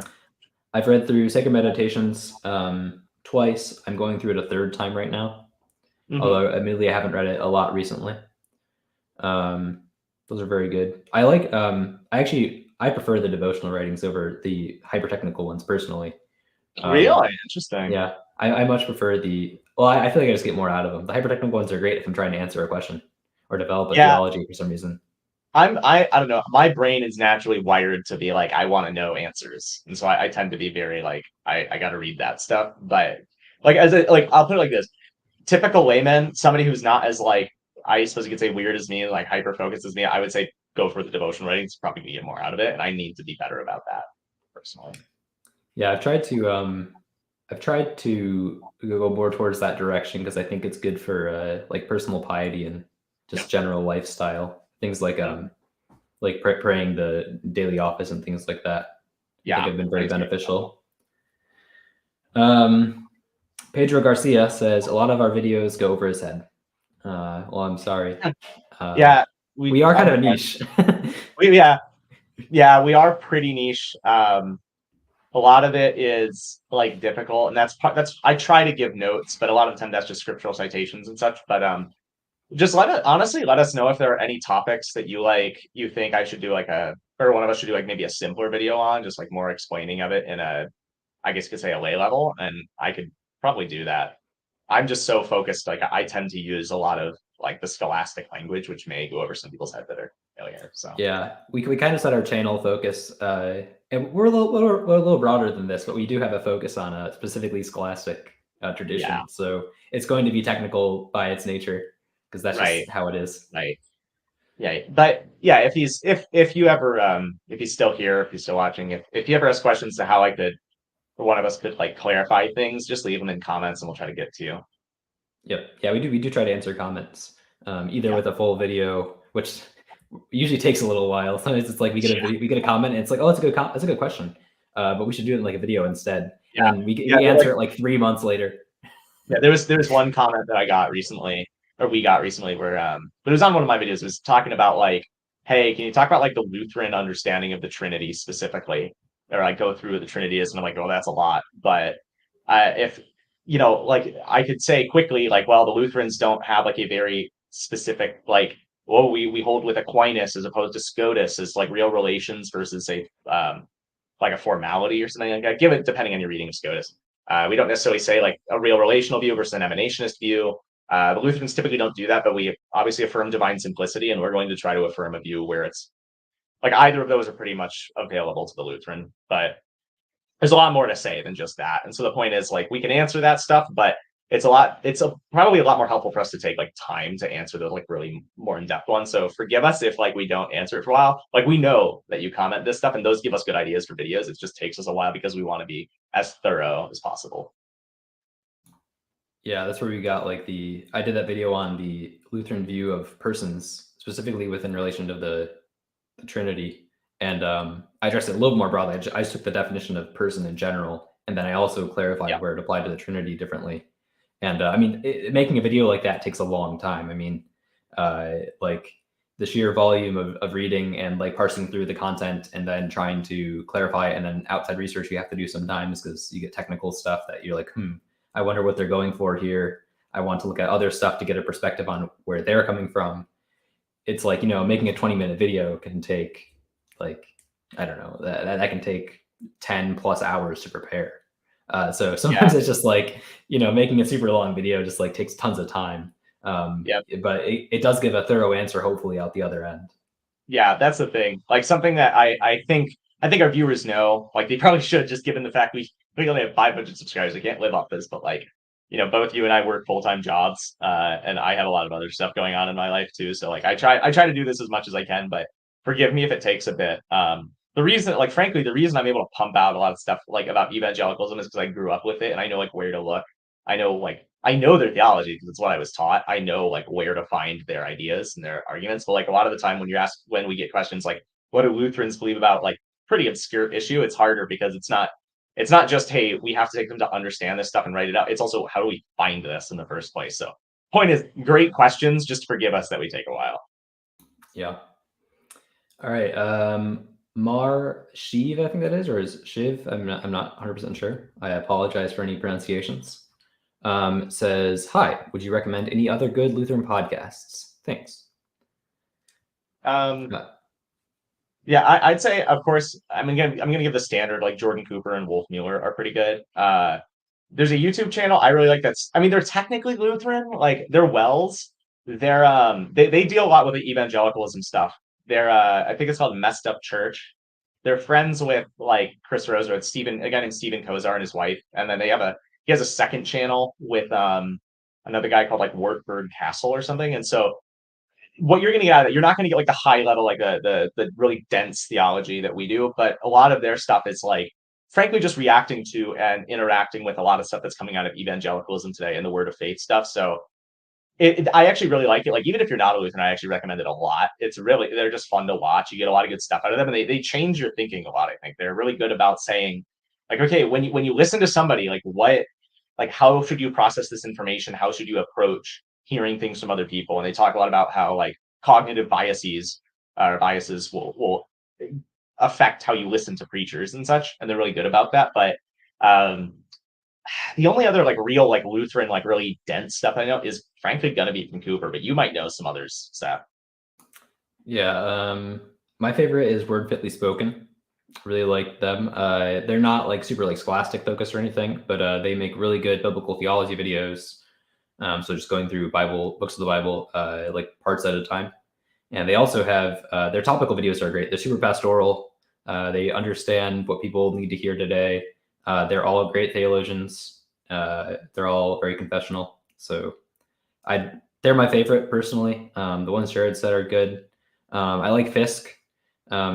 I love his like the old worldview everlasting videos I think most people know about online. Those are all great. They're not like podcast style. They're a little bit schizophrenic. They definitely come from their time, you can tell, but they're nonetheless quite interesting. He also has the Brief History of Power series, which is not super theology focused, but if you want confessional Lutherans that are fairly academic, looking at like history of power, so it's kind of on political theory and things like that, and history. That's a great podcast too.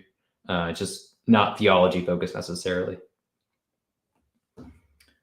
As far as others go, I don't know. We do. I think we both like. Why am I blanking now? On Michael Potamapatos' channel. Yeah. Truth Unto Godliness. Bit, sadly, he hasn't uploaded in a bit. Yeah, but if you want to go look at Truth Unto Godliness, he has some great videos. Yeah. Yeah, that's all I got. Are we LCMS or Wells? We're LCMS. Yeah. Yep. But nothing against our friends in Wells. We're just not Wells. We have some disagreements from what I understand with their understanding of the ministry, the doctrine of the ministry. But like, I don't look at somebody who's Wells and be like, you're not a true Lutheran. I'm not like some like schizo, the micro synods that like flip out and they're like the LCMS and Wells are like apostate like that. I don't act like that. We just not LCMS. I have plenty of Wells friends. The Wells, we differ from them on ministry and on unit fellowship and some other things. Wells tends to be a little bit more low church than LCMS on average, at least. Both have liturgical and contemporary churches, but the LCMS has a smaller percentage of contemporary churches, and Wells has more. So there's that. Continuing, Sola says, anything on infant baptism? I think that's when we were talking about making future videos. We could do one on that. Yeah, I mean, just like the quick things, I guess I could say. I mean, there's a lot you can say about infant baptism, but like the number one, we see it pretty early on. Number two, I mean, just reading Acts. I mean, you know more about this, I think, than I do. This Seth, but my understanding is that like, reading Acts, like the word for household there, like it'd be really, really weird for you to read that word and come out of it with actually this is just like the adults who or those who can confess the faith. Uh, and there's a lot of stuff like in Luke, for example, where or Luke and Matthew, where um and Mark for that sake, where Jesus is saying like, hey, if only you had the faith of these little ones, and the word for little ones like fits infants. And so it's really weird if you're like, well, actually we know we have better faith than they do. Like we can, since we can confess this, we receive the gifts of God. So that's what I would say overall. But you might know more than I do, and we can make a longer video on that. Yeah, if you want book recommendations, these are your books that you want. So there's 3 books. It's a series, kind of. Looks like responses. The first one, this is just gray book that has no cover. That's how I got it online, which is Infant Baptism in the First 4 Centuries, which is by Joachim Jeremias. He's a very, very famous Lutheran scholar. He's not only famous in the Lutheran world, in fact, he's probably more famous just in general in the biblical studies world. So he's just a very prestigious scholar. That's a great book on the historical take of infant baptism in the first 4 centuries. Then Kurt Aland did the early church baptized infants. This is a response to Jeremias. And Kurt Aland is of the famous Nestle Aland critical text for the New Testament. So also a very, very prestigious scholar. So he's very intelligent when he argues. And then, as I drop my books, the response from Jeremias to Kurt Aland is The Origins of Infant Baptism. You can see these are small. I mean, this last one is only 91 pages, and that's including like the index and stuff. So all 3 of those are pretty short. I would recommend all 3 and like reading them in that order, because that's like the response order. That's their argument. They're going back and forth. We can make a video on it, certainly. Jared's correct about what Jeremias calls the oikos formula. Pretty much the word family, oikos, in Greek, encompasses the whole family, and sometimes it's added onto it at the beginning, pan, when meaning all, so panoikos, meaning all the family. Yeah, when you have that word, it refers to the whole family. It's pretty much every time it's used in the Greek Old Testament, so the Septuagint, and in the New Testament, it means from every spot where you can tell if it includes everyone, it does. So the argument, one of the arguments is, well, we see household baptisms, the word is used, the whole family, panoikos, so therefore the whole family, which very likely included children, just based on like average families that in that era, therefore the children got baptized, including the infants. That's one of the many arguments. But yeah, I could certainly go through and make we could make a video on that topic discussing it.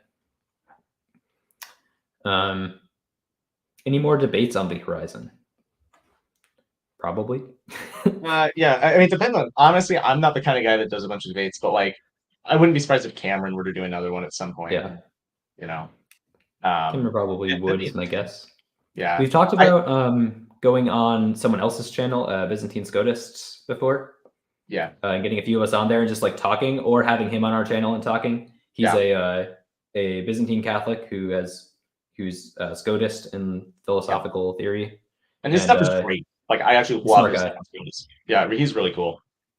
So it wouldn't be debate. Probably it'd just be like we just talk about whatever, whatever we decide to talk about. Yeah. He was one of my gateway drugs into Scotism.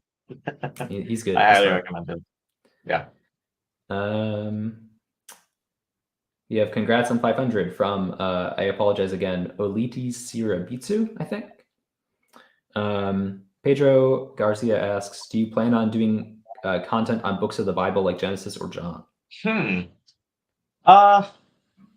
personally not, just because I feel like it's almost like exegetical, and I don't know if I'm frankly fully qualified to do that since I'm not in the ministry. But also, frankly, like I think there are going to be a solid amount of places that already do that. Like I part of the goal of the channel is to fill in gaps that aren't really like found a lot online, but there are a lot of, frankly, just Lutheran churches you can go online and be like, hey, like John Bible study, and you'll do it. Like Wolf Mueller will do that.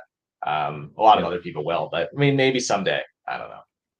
Yeah, if you want biblical theology, I would definitely recommend, like Wolf Mueller, Word Fitly Spoken. They're both great at it. There's lots of good Issues, etc. archives talking about different books of the Bible. So those are all good. They're also like, if you just like look up on YouTube, you can find LCMS churches that just like broadcast their Bible studies. Like they just record them, like they're just their church Bible study and put them online. Those are often really good, actually. Yeah. Like I wish, I've honestly asked like my pastor, like I should ask him like, hey, can we just take like a video of ours? Because ours are like fascinating. I really wish we could, and he's a brilliant guy. So. Silva asks, do Lutherans view faith in infants as an infused habit? Oh, that's a good question, honestly. Do we view faith in general as an infused habit? I think is a first No, question. I think, at least it's tough because frankly, I'd have to see what Gerhard talks about. But I remember when we were reading some Melanchthon, he sees faith as a real relation, because the whole point of faith is that it's grasping Christ or Christ's merits. It's not this thing that's like almost meritorious in itself, if that makes sense. That's a good question. I have to do more research on that, but I'm inclined to say no, personally. Yeah, that's my initial gut reaction too.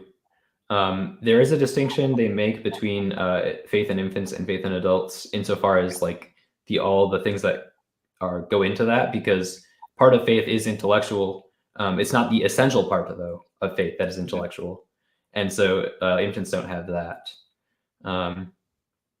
So there are distinctions there. Sorry, I can't give you a more thorough answer at the moment. Yeah. But infants, really we do. That would be good. Yeah, that'd be good. That'd be a good video. Maybe we can do a video on like infant faith or something. And just faith in general, honestly, as to what it is, because like a lot of people, like Rome has a different, like they operate off a different definition of faith. That's more so just like historical assent, and like assent to various things. It's like one thing that you'll discover is, when you read like discussions of justification, I'd say that justification is probably my theological specialty alongside Trinitarianism. When you read about justification, you're going to do the debate of does faith alone save, right? Or does it justify? But obviously you're going to have debates as to what justifies or what justification is. But like right now, just going through Gerhard's on justification, so much of his time is going through, well, what is the object of faith and why does faith save? And so the question is, does faith save because it's an instrument that apprehends the merits of Christ? Or does faith save as this general like transformative thing in itself that's a virtue, I guess, like a virtue in the same way that hope and love are, that not a mere or I don't want to say mere, but not an instrument, basically. Like, does faith save in itself I guess you could say, not necessarily in virtue of the object, almost, because Bellarmine will make arguments about how, like, well, faith will attach itself to pretty much the entirety of what, say, the Bible says or the church says, and there are instances of people believing just and being saved because they have the virtue of faith, believing like certain miracles done, as opposed to faith in Christ. And so a lot of Gerhard is responding to that. So it's a really interesting thing to study, but something a lot of people forget about because it's almost obscure. All right. Pedro Garcia says he's reading through Lutheranism 101, and he is new to the LCMS. Which Lutheran texts are best for beginners? You can start. The Book of Concord. The Book of Concord is probably, honestly, the best book for beginners. I'm not familiar with the Lutheranism 101 text. I assume it's like CPH or something. I read it. I mean, the Small Catechism is excellent. That depends a little bit on like what context you're coming from. If you're if you come from an evangelical world, Wolfmueller's Has American Christianity Failed is like a great one to like see the contrast in theology. If you're just looking for like general, like a systematic treatment of Lutheranism that's like short, there are quite a few of them. The Mueller is probably the best short one that's been like published recently. Andrew Voigt's Dogmatics is really good. I think that one's called Biblical Dogmatics. Other short, good intros. If you want like a quick biblical run through, There's a one by I just read it and I'm totally blanking on the name now. I'm just gonna skip that one. It wasn't good. It wasn't that good anyhow. It was still a little dry. Oh, was it anything? Widener? Was it that one book that was Oh no, Widener's great, but he's a yeah, bit he's good. advanced for someone who's new. Yeah. It was. I would actually. Oh, go ahead. What were you gonna say? Oh, it was Schaller. That's who it was. Oh, that's right. Yeah, a book by John Schaller that's like a walkthrough the Bible. It's just like it has little bits about every single book of the Bible, a few like tangents on a few things. It's super dry though, so I don't know if that's the best. Yeah. I mean, it's like has good content, but like it's really dry. I I think I would recommend. Oh yeah, Go ahead. I would recommend Chemnitz's Enchiridion is great. Oh yeah, that's actually a really good one for it's like not super advanced. It's a little bit technical at times, but in general is like a great summary from like one of our best theologians. Yeah. What I'd recommend you do, honestly, is like so read through. Obviously, Lutheranism 101 is pretty good. Like I read that when I was first getting involved. I read that before the Book of Concord. It didn't take me long. It's not short in terms of like length per se, but just well, it is, but like in size, like the amount of pages is large, but like large text and all that. Go through the Book of Concord, but like try to follow the reading plan they give. I mean, maybe read it faster than in a year, but like the actual order they give is good, where it's like read the creeds and like the I think was it like small catechism, large catechism, Augsburg Confession, or something like that. Because some documents in the Book of Concord are more advanced than others.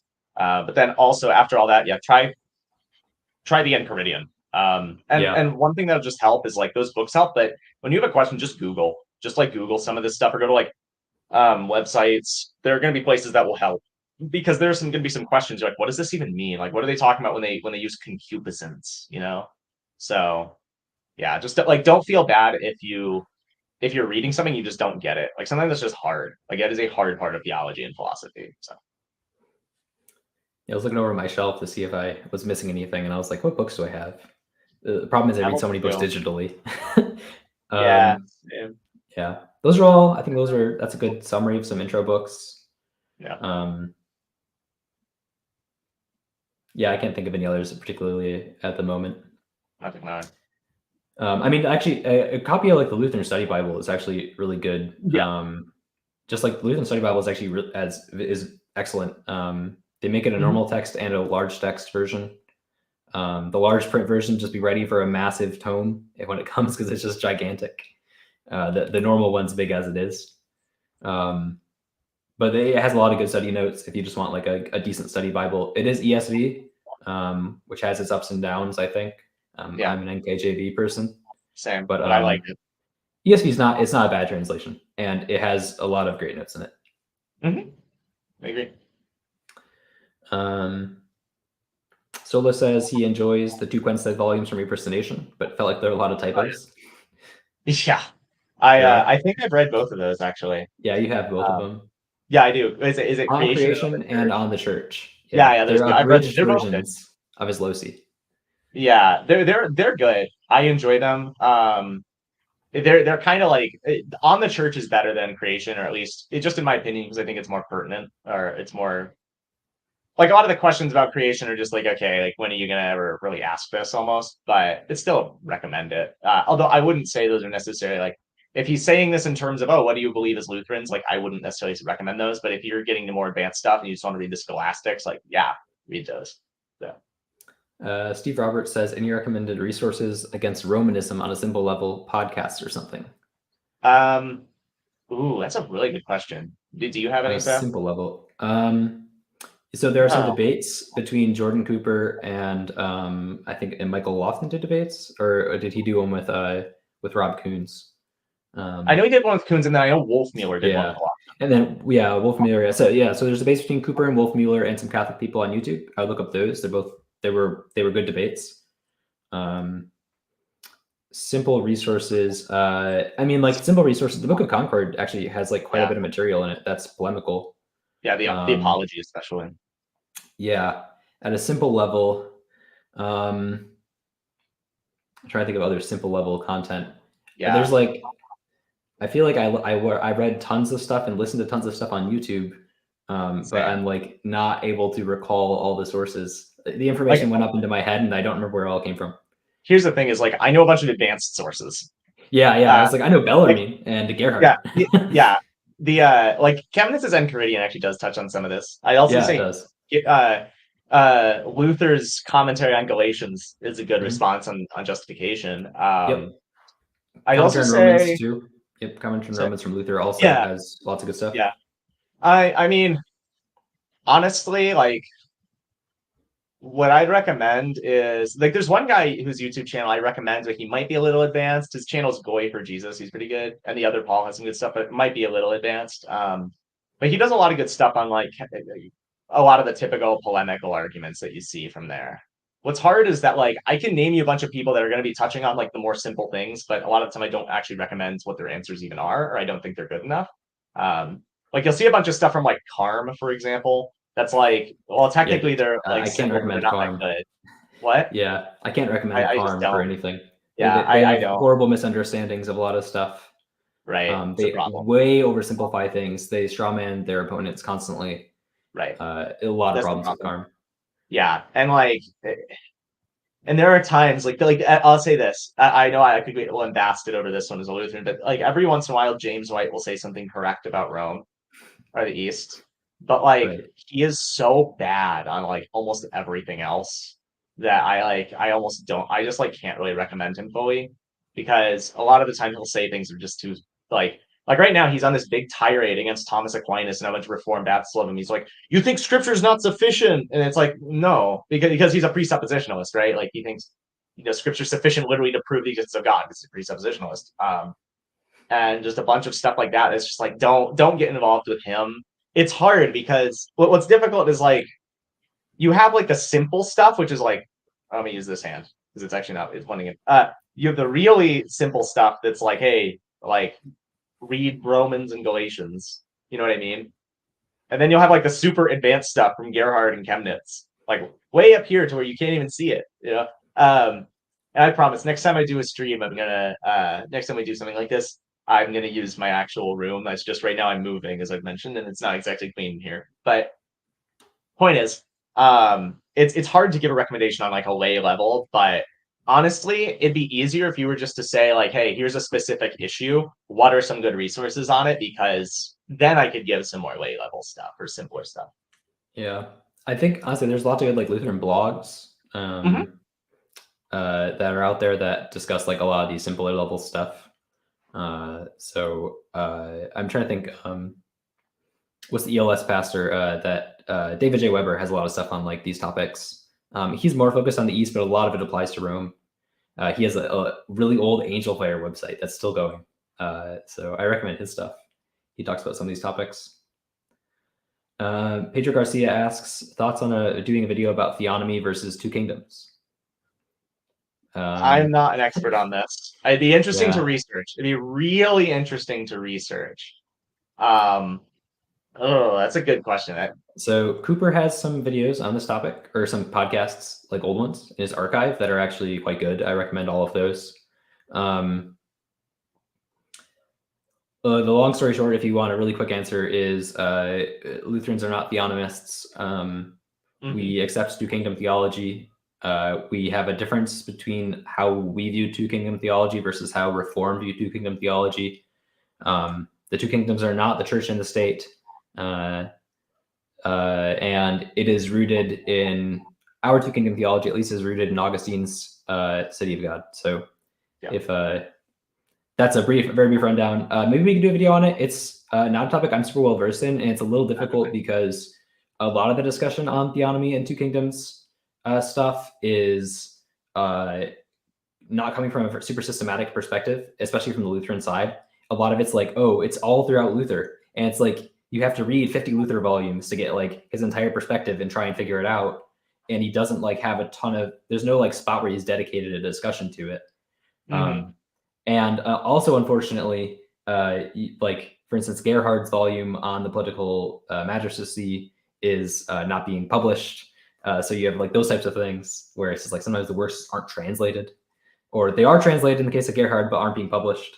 And they're just sitting in our good friend Ben Mays's like computer or something translated. I don't know where it actually is sitting. I wish we could just hack into his computer, man. I think it's Be email great. him or ask him. I miss him. Okay. So that's the short answer. Maybe it is a little difficult of a topic to research, which means it takes a long time to produce. Yeah. But I recommend the Cooper stuff on it was great. They had a conference, so it's not only Cooper, it's like other guest speakers and stuff. Eric Phillips was on there. I forget who else was, but it was all very good. Sola says breaking doctrines down into the division of causes actually makes it easier for him to understand. Oh, well, good. We try to do that here. Yeah. Well, and that's super helpful. I mean, for us, and I agree with him. So. Yeah. Pedro Garcia says theonomy is becoming really popular within conservative Presbyterianism right now. Yeah, it is. Yes. So that's part of that is tied to the fact that presuppositionalism has gained a lot of ground because of people like James White, like we discussed earlier, and presuppositionalism and some of this Reformed covenant theology and theonomy all like fit really well together. And so and same with postmillennialism, like all these things like are tied like tightly together in this movement. And some of that comes from like Van Til and sources like that. So there's a reason it's going that direction. There's also like part of it is like because of the shifts in the world, like we've lost a lot of our Christian underlying culture. And so people are pushing towards this theonomy view. From a Lutheran perspective, it's problematic because we don't see theonomy as the solution, because theonomy specifically has to do with reinstating Old Testament laws, an Old Testament way of doing things. Whereas Lutherans don't have the same covenant theology basis that the Reformed do. And so we don't see that as something we should be striving towards. And because we're amillennial in our eschatology, we don't see the world as needing to have a set up Christian king or something that like spreads throughout the world and takes it over. I don't mean to strawman the Reform and say like they're expecting some military leader. I mean, to my understanding, the view is that take it over with the gospel. But we don't see that as like a thing. In fact, we kind of have the view that that sin increases over time, generally speaking. And so rather than like the world like progressing towards this like eventual Christianity ruling over the world and then having millennium, we see it as the world kind of in general at least gets more and more sinful over time. Not necessarily like I don't mean to say that like, oh, every year is more sinful than the next or something, but our eschatology does have a leaning towards that direction at least. Yes. But there are obviously ebbs and flows, and the church grows and the church gets attacked and etc. Jay Dean says, a Michigan shirt, Lutheran and wise. Go blue. Oh, yes, go blue. Go blue. We back to the beginning of the stream, Jared and I both went to Michigan and both studied economics there. So yeah, that's we met actually both when. Well, I don't know if you were Lutheran when we met. Wait, was I? Yeah, that was your junior year. It was my junior year. Oh, then I was, although I wasn't confirmed yet necessarily. Okay, yeah. We met. It was actually funny. We met at Crew, and now we're like so against Crew. Yeah, we met in Crew, and then we quickly had a very awkward Bible study discussing Augustine inside the Bible study, and it didn't go very well with some people. Yeah, and it wasn't like neither of us were being like combative, but we were just like, well, like the text just says this, and they're like, no, like don't talk about this almost. You're like, don't talk about the text and like how people have interpreted it. I mean, I was like, oh, I guess I don't know what we're going to do at Bible study then. Yeah, well, and that was one of the things I talked about in one of my evangelicalism videos, was how a lot of evangelical Bible studies, not all, I've actually been to a fair share of evangelical Bible studies actually are good about this, but a lot of the time they're just like, well, what does this mean what does this mean to you? You know what I mean? It's not, what does this actually say? So yeah, it's a big issue. Yeah. All right. Solo says he thinks it'd be really good to have a video on the Genus Majestaticum. Oh yeah, because it would be. That's a tough one too, because like Christologies can be pretty difficult metaphysically and things like that to discuss. Yeah. If anything, Cameron would be really good for that. Yeah, actually, Cameron would be the one, because he wrote a dissertation on that topic. Yeah. Or well, an undergrad thesis. I shouldn't say dissertation. Undergrad, not a dissertation, but undergrad thesis. And Cameron is definitely one of the smartest people in our group. Like, I'm probably the weakest intellectually out of all of us. Cameron is like an actual genius. Cameron's pretty crazy. Yeah, both Noah and Cameron, like they're just different. Like Noah, I think he has more experience with just the fact that he's been more in the academic world, but Cameron just got such a jump start as to when he started reading everything. Like he said, he was reading from like the what's the center called? Like, is it the Maritain Center of Notre Dame, which has like a bunch of Jacques Maritain's works? Like he was reading that back in high school. So like he like walked into college. This is from my understanding. He read a lot of philosophy in high school. Then he went to college and majored in philosophy, so he did all that. But like all the reading he did outside of class, like on his own, was theology, and so he just did like all of that. Whereas I really started really started getting into theology like after high school, and so yeah, he's the smartest guy for this. He just has so much good experience, and he's brilliant. So, this name that has jazz characters in it, Christ Chronicles. Says, would you guys do some videos on creation and evolution subjects and how the Lutheran scholastics understood the creation account, etc.? Oh yeah, I'd actually have a good use. That finally, I had a good use for that Quenstedt volume. Yeah, that'd be interesting. That actually would be interesting to do. We have Gerhard on it too. Yeah, I just have to admit, like, I am not an expert on creation evolution. Like, that is not something I've gotten into much. So I'd have to do a lot of research before I got into that. So I've done a fair amount of reading on this topic. I went into college pre-med and I worked in molecular biology research for 4 years. So I actually do have like the biology background to discuss this topic. I have a very weird take on the subject though. So in LCMS, the official position is indeed a 6 literal day creation, which I would affirm. But my take has a lot to do with actually Second Temple literature discussion on the topic and how time is understood with relation to the fall and things like that, and the Watchers and the Babel account. There's a lot of discussion in Second Temple literature of time itself being distorted. And so to make a long story short, my take is pretty much anything before Babel, which is post-flood, of course. Anything before that is like, there's so much time distortion from Babel and the Watchers and the fall and things like that, and the great amount of sin that came before the flood, that everything is just like trying to estimate anything time-wise before then is like from scientific perspective is just like completely faulty and impossible. Yeah. So my take is, oh yeah, this thing dates to XYZ thousands and thousands or millions of years back. I say bogus because time itself and physics were changed. So QED. And what's I guess this is a benefit of the position. It's practically unfalsifiable. Like, how do you prove physics changes other than just like what has been said? Yeah. And it's like, here's the thing: is like, I just have to be honest. I tried to get into the creation versus evolution debate. Like, I tried to do that, but like, I just honestly get bored. Like, I hate to say it, but I'm just much more a philosophy guy. I'm much more into metaphysics. But like, it'd be a very valuable thing. I need to really get into that for the sake of my own piety and for my understanding. So, yeah, a lot of that debate is unfortunately like in circles that are like, it's just at a low level that's not very good. Right. And then some of the stuff that is at higher levels is just kind of wrong-headed sometimes. I don't know. Yep. It's a difficult one. I kind of just sidestep it with my Second Temple literature review. So. Right. Pedro, we can skip that one. It's not really super relevant. Are Baptists and Pentecostals Christian? Pedro asks. So here's. You go. You can go ahead. Okay, I'll go. So here's my answer. There are Christians inside most other church bodies in general. But determining the faith of any particular individual is pretty difficult. What's going to come down to is, at least in my view, would be it's going to come down to faith, of course, because that's what the Lutherans would say, and faith is going to be attitude to the heart. There's like an amount of uncertainty with any false doctrine, because all false doctrine destroys faith, which is why we have pretty strict standards on things like our confessions.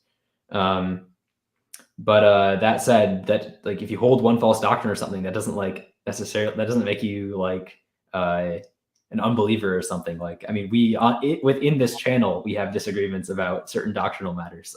like Yes. theological minutiae, if you will. And but it's not like, you know, it's not just, it doesn't disqualify the other person's faith or something. We just believe they're wrong. And like I said, all false doctrine does hurt faith, but the extent to which like some super minute like theological position that's like super nuanced in difference compared to some other super nuanced position is not likely to kill your faith, as it turns out. So the more serious the errors, the more likely it is to destroy faith.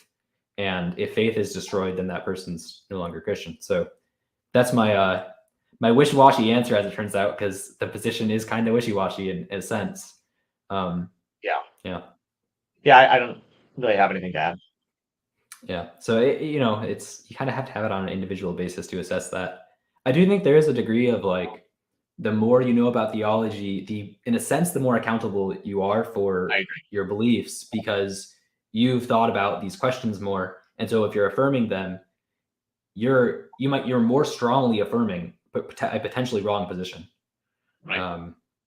So like they're like, from Lutheran perspective, for instance, with a Baptist or a Pentecostal, if they say deny real presence, well, at a lay level, I mean, like, you know, I used to deny real presence when I was an evangelical, and it wasn't something I had studied a lot. It was just like, oh yeah, like I've always been taught it's just a symbol. Yeah. Like it seems weird to me that people would think otherwise. Like I knew Catholics thought that it was literal, and I was like, it just seems a little odd. I don't see why you would want to read it that way. It just seems like obvious to me, at least on its face. It seemed to me, oh yeah, of course it's not literal, because like that doesn't make sense or something.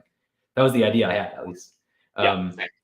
And so like, I think at that level, it's like, that's a much more forgivable position than, I've studied this a ton. I've really looked at the Greek a lot. I've like thought of all the possible different ways to come at this angle. I've looked at the history, etc., the metaphysics. And then if you've done all that and then still come out with a really strict memorialist position that has like no real presence at all, that's, from Lutheran perspective, is much worse, because you've really thought about this a ton, and you're still coming to a position that you're strongly affirming as false, rather than just like, this is what my pastor's told me, I trust my pastor. It's very different. Anyhow, there's also, this will be the last word on this. Pieper talks a lot about what we call felicitous inconsistency. Felicitous inconsistency, where like people can hold positions that we think would lead to some other position that's very bad, and they don't. And we just call that they're being inconsistent, but that's actually kind of good. Yeah.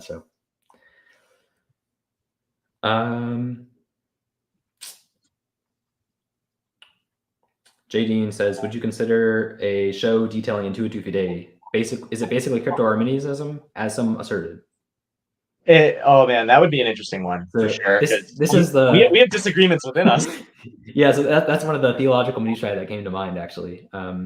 None of us in the group embrace the more extreme position of some of the later what we call synergists from the 1800s.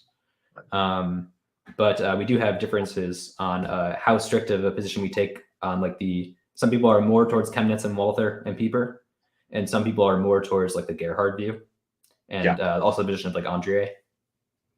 So would we do a video on it? Maybe we could. I think if we were to make a video, it would probably have to be us just almost describing the positions, because I feel like part of that is, that's like one of the main confusions. It's not even just who's right or who's wrong, as much as it's what even is the position, because like what Gerhard has is going to be way different than what you have, like a lot of people think of when you hear the phrase in view of faith, right? Like a lot of people, if they hear that phrase, they'll just think, oh yeah, so you're like an Arminian. It's like, well, I personally, I should say, I am not one of the people that holds to Gerhard's view, but Gerhard's view is not Arminianism. So no, definitely not. Yeah. Christ Chronicles says we should do work on documentary hypothesis or JEDP or source criticism. Oh yeah. You'd be good about that stuff. If one of us were good, you'd be good. You're a definitely a lot there's a lot to critique there. It'd be pretty difficult, I think, to do. There's a lot of good material out there on this topic. It's all really advanced. That's the thing. In general. Like you have to be very advanced. I feel like, is it Jonathan Sheffield who's good about this stuff? I don't know if he does documentary hypothesis, but he's good about like dealing with the modern scholars who are like, oh yeah, like ton of the New Testament was like written by these elites and such. He's really good about that. I don't know if he's done documentary hypothesis. So if you want my really, really quick take on it, I hold a view that's pretty close to what we call like supplementarianism. I am more close to the single author side than a lot of supplementarians. So what this would be like, for example, Moses wrote the vast majority of the Pentateuch. However, later editors did edit things, and that was inspired editing. That would be my take on how to solve a lot of the source critical problems. It seems much more accurate to how the historic record seems to play out. Nobody's talking about this crazy system of JEDP or JEDP with the Pentateuch before, like crazy late modern stuff. And the way it's formed, the history behind the theory is like pretty sketchy actually. And it's like people just kind of like all bought it because that was in the air at the time. And then it just caught on and everyone just accepted it very uncritically. And there's a lot of problems with it. And I see there's reasons people go in that direction and want to say, look, Moses couldn't have written this X, Y, or Z thing, or look at these later words that are appearing and things like that. And my answer for that is simply is supplementarianism, where it's like, yeah, there were later editors and redactors. And we actually have evidence for that from the historical record. So I would say this makes a lot of sense. That the historical record shows we had these. But it says it's all written by Moses. Well, put the two together. Moses wrote it and there were editors. And that's the simple answer in my view. But Heiser, Michael Heiser is, I know he's, some people don't like him, but he has a lot of good stuff on this actually. It's kind of interspersed throughout his podcasts, so it's a little hard to get, but he has a lot of good stuff. He takes a more robust view of the editing than I do. He thinks there's more editing than I think. Let's see, we have quite a few comments left. Let me see we'll go through these quickly. All right. Pedro says thoughts on refuting Orthodox Jews on Psalm 22 and Isaiah. Gosh, not in particular, actually. Interesting, but I just to be honest with you, a lot of what I've seen from Jewish polemics is just cope. Then also, I think Byzantine Scotus has some good stuff on that because he actually grew up Orthodox Jew, from what I know, or at least conservative Jew, and then he converted to Orthodoxy, like Orthodox Christianity, and then Byzantine Catholicism. And I think he has some good stuff responding to Tobias Singer. So I wouldn't, or Tobia, however you say his name, and he probably covers that. Yeah, I'd also say look at read Isaiah and Septuagint instead of the Masoretic text, or the Dead Sea Scrolls would also work for a lot of it. Either one, if you prefer the Hebrew. Top 3 reading lists on Scholasticism/Lutheranism. Oh, that's a good question. Gerhard's on the nature of theology and scripture. I think it's Gerhard's best work.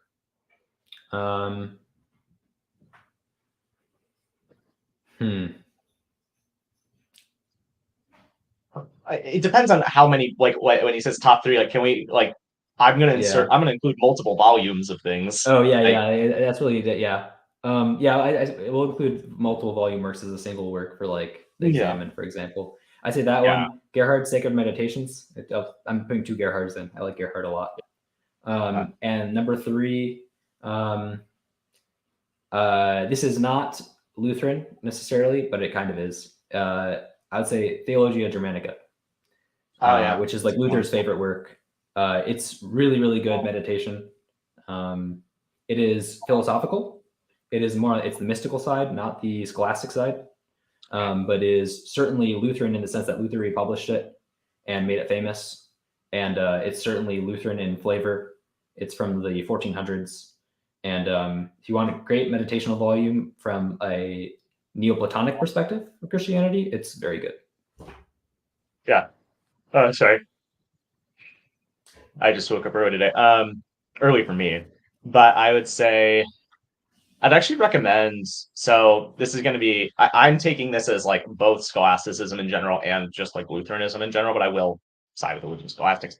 I'd actually recommend some Aquinas. So probably certain parts of Aquinas' Summa, probably his treatise on the one God, treatise on the Trinity, and a few others, because that'll give you a lot of context to the situation. It's also just helpful in general. And then I'd also say, I definitely choose a Gerhard work. Probably on the nature of scripture and theology is good. And then also probably Chemnitz's either his Examen or his Loki. I don't know which. It depends on what you're looking for, because the Examen is scholastic. It's responding to Rome, and it's really good, but his Logi is more like just it's just systematic theology. So probably those three. Veloci being preferred to the Examen, but there's a lot of good stuff out there. Just most honestly, like pretty much anything Chemnitz Gerhard is going to be good if you're trying to get like Lutheran scholasticism. But if you're trying to get scholasticism in general, like those guys I mentioned, and then also like Aquinas too. We have one that says, "Ooh, actually, I think about it. Maybe should I answer this differently? I don't know. I'm gonna add a fourth. If you're looking for scholasticism from a medieval perspective, and you want like a really good like short take on it, you want Bonaventure, his Breviloquium. Bonaventure's Breviloquium. If you want like super quick, this is pre-Aristotelian though, because he's not really like Aristotle's being translated as Bonaventure's alive and writing, and he rejects more of Aristotle than Aquinas does by a good margin. If you want like a really good like quick look at scholasticism leading up to where Aristotle's getting translated, Bonaventure is great. He's not super crazy high level in the Breviloquium. It's like for scholasticism, it's at the very basic level, and it's really good. I'm not saying all the theology I agree with, but like if you're looking historical, that's excellent. Same thing I say with Aquinas. Like I obviously don't agree with everything Aquinas says, but like one of the values of reading just scholastics in general is that you see their method and their thought, and a lot of the time they're building up the I guess you could say they're giving the background to right like Gerhard and Chemnitz are going to be responding to or referencing Aquinas a lot. And a lot of like Trent, or at least Roman Catholic authors, are going to be referring to Aquinas and his arguments too. So it's helpful to know him, both just philosophically. I mean, Protestants could take a lot from him on a philosophical level, and it's good to know his stuff theologically. Even a lot of his theology we could take. So Mark Gaetan says that Dr. Mays gives Hutter's Compen in his top 5 theology reading list. He doesn't think it's too advanced. I would agree. The reason I didn't recommend Hutter is because he is, in my view, quite dry. And I think might bore someone who's new. That's fair. But most of the book work is question and answer, so it is simple, it is straightforward, it is very well organized, and it's mostly just quotes from the Confessions or other dogmaticians like Melanchthon. It's a very good book. I just don't recommend it for someone who's new if they get bored easily, because it's pretty dry. What do we think about modern Christian philosophers? Ooh. But he says specifically, don't talk about WLC. Specifically, immediately what came to mind was William Lane Craig. Same. I guess we could talk about Moreland. Well, okay, like I actually do want to briefly touch on them. There are problems in video. Jarrett, you did. Yeah, I did. Where he and Moreland and just his ilk, a lot of the time, they tend to discard certain things because they're just like, oh, this is incoherent. Like in his, I have his Foundations for a Christian Worldview, or their Foundations for Christian Worldview, and they just like discard Lutheran Christology because like, this doesn't seem to make sense philosophically, so we don't really care, which I think is very not a good methodology. Like you actually need to affirm what the text says, frankly. But more other modern ones. I am not a Plantinga expert. I really do like, other than that, of course I'm gonna like a lot of the modern like scholastic guys, right? I mean, I love Oderberg, I love Bruce, I love Kuhns. But to speak more just on analytics, I hear good things about like William Alston. A lot of people like him. I have a friend who I disagree with him on a few things. The guy, he's a professor at Concordia Ann Arbor named Stephen Parrish, who I like. He had a great work, God and Necessity. I also really like, who Noah mentioned, Brian Lefto. He's really good. He's fascinating. And then there's a guy named Brian Davies who's really good. And you also have like, Eleanor Stump, Norman Kretzmann. And then, I mean, it depends on how far we're going modern. Like I can name a bunch of 20th century like guys who are really cool. So I mean, like John Whipple around, Alan Wolter was really good. Jared Goff, not the Lions quarterback, the professor. So there are a lot of good modern ones, but the professor from Wheaton, which I'm suddenly blanking on the name of. Oh, Arthur F. Holmes, dude. That guy's great. If you want a great survey of history of philosophy, Arthur F. Holmes on YouTube. His whole like course is up there, and it's really good. he straight up, like, I don't talk about this way too much, but he straight up is like one of the reasons I'm like here today and where I am, because he's such a good intellectual and he makes you want to discover truth. He's very good about that. I mean, I think his motto was all truth is God's truth. So highly recommend his stuff. His he died in like 2019 or something like that. Maybe 2012. I don't know, but he has you can just look up Wheaton, like a history of philosophy, and that's him. Like everybody loves the guy. He's great. Good refutation of Arminianism, particularly Wesleyan Arminianism. I'm going to put my blog posts in chat. Good idea. I have old blog posts, confessinglutheran.home.blog. I actually do plan to have more blog posts on there at some point in the future. I've been like working on this stuff instead. But I did some good videos discussing like these topics. Luther's bondage of the will. Obviously, it's like the one everyone goes to. Honestly, go ahead. No, you go. Oh, I was gonna say, honestly, here's my recommendation on that is reading the Arminian arguments for their position, and then considering them from a Lutheran perspective, like just thinking about the arguments that are being made, and just trying to see if systematically if they hold up, like see if their syllogisms follow, and where do their premises go wrong and their assumptions about getting from A to B. I actually tried to look into this topic a lot, and I couldn't find a lot of stuff simply because the polemic is so Calvinist versus Arminian that they're falling through the cracks constantly in their arguments. And so the Arminian assumptions, there's so many assumptions made that have no backing. So try and find passages that support a lot of their assumptions and their arguments, and then just like look at it and be like, there's no good passage to support this premise. And it just happens all the time, like constantly. And I think that's maybe why it hasn't been addressed a lot by Lutherans.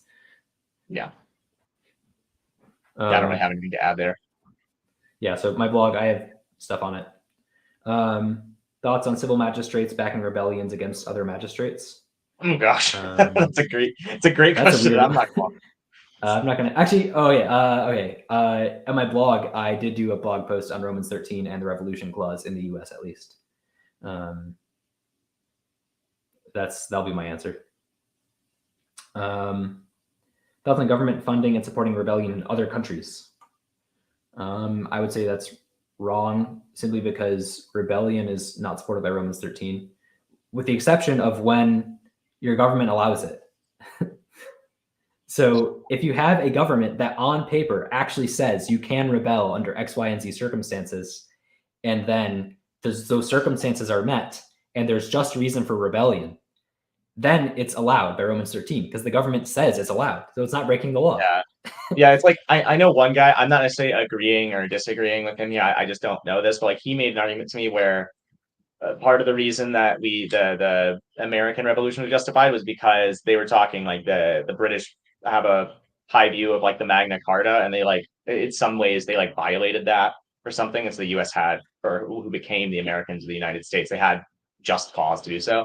I don't know the full argument, but like that I think a situation like that is okay, because it basically, if they're betraying the ideals in which they set us up, they say like, we promise that we will do X, Y, Z, and this is the basis of our government, and they're not following it anymore, then like they are breaking their own laws, and I think that's a just cause.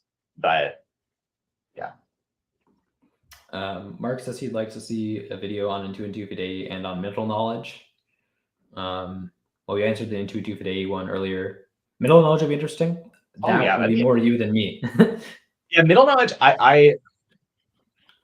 Cameron is also good on that. I'd have to do a little more reading on it. Like I do have the resources for like I understand middle knowledge to some extent. I think my big thing is I really need to find a middle knowledge answer to the grounding one. I think that's my big thing. Is I really want to find some stuff that answers that. Basically, like how do you ground what middle knowledge is talking about? And I want to see how it would work with like divine simplicity and such.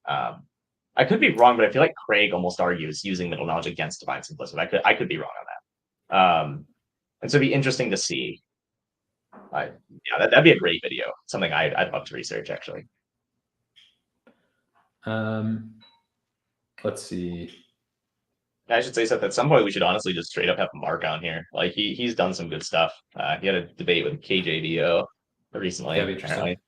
Yeah, I'd love to talk to him. So Sola says, response to those who say omnipresence destroys the essence of a body. I think part of that will depend on your definition of omnipresence. And definition of body.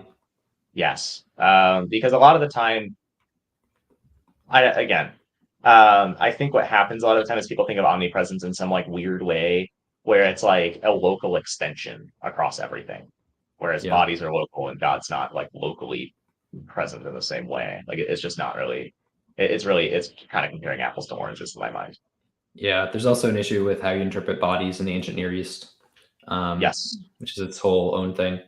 And does not nicely translate into a lot of later philosophical discussions. So right. Pedro Garcia gives context to his thing or his question about the rebellions because of U.S. backing rebels in different countries. I mean, if you want to hear like our specific political takes, I mean, I don't know if you want to give a lot of those. Yeah, I don't really. That's not a specialty of mine, and those are good questions. Those are actually like very good questions and interesting things to ponder. I'm going to try to focus more theologically and philosophically, but it's interesting stuff that at some point we may address, but probably won't be for a while, at least on my end. If you want to know my personal take, I'm somewhat of an isolationist, so what I would say. So, yeah, that'll be about as much as I give. I honestly don't know a ton about all the particulars of world geopolitics. I don't follow geopolitics a ton. Yeah. I follow some local stuff, but like that's about it. I like political theory. Political theory is interesting, and then all the like actual events going around. It's a little chaotic and hard to keep up with. Right. All right. That's all we have for the chat. We've been going for a long time, so we should probably just yeah.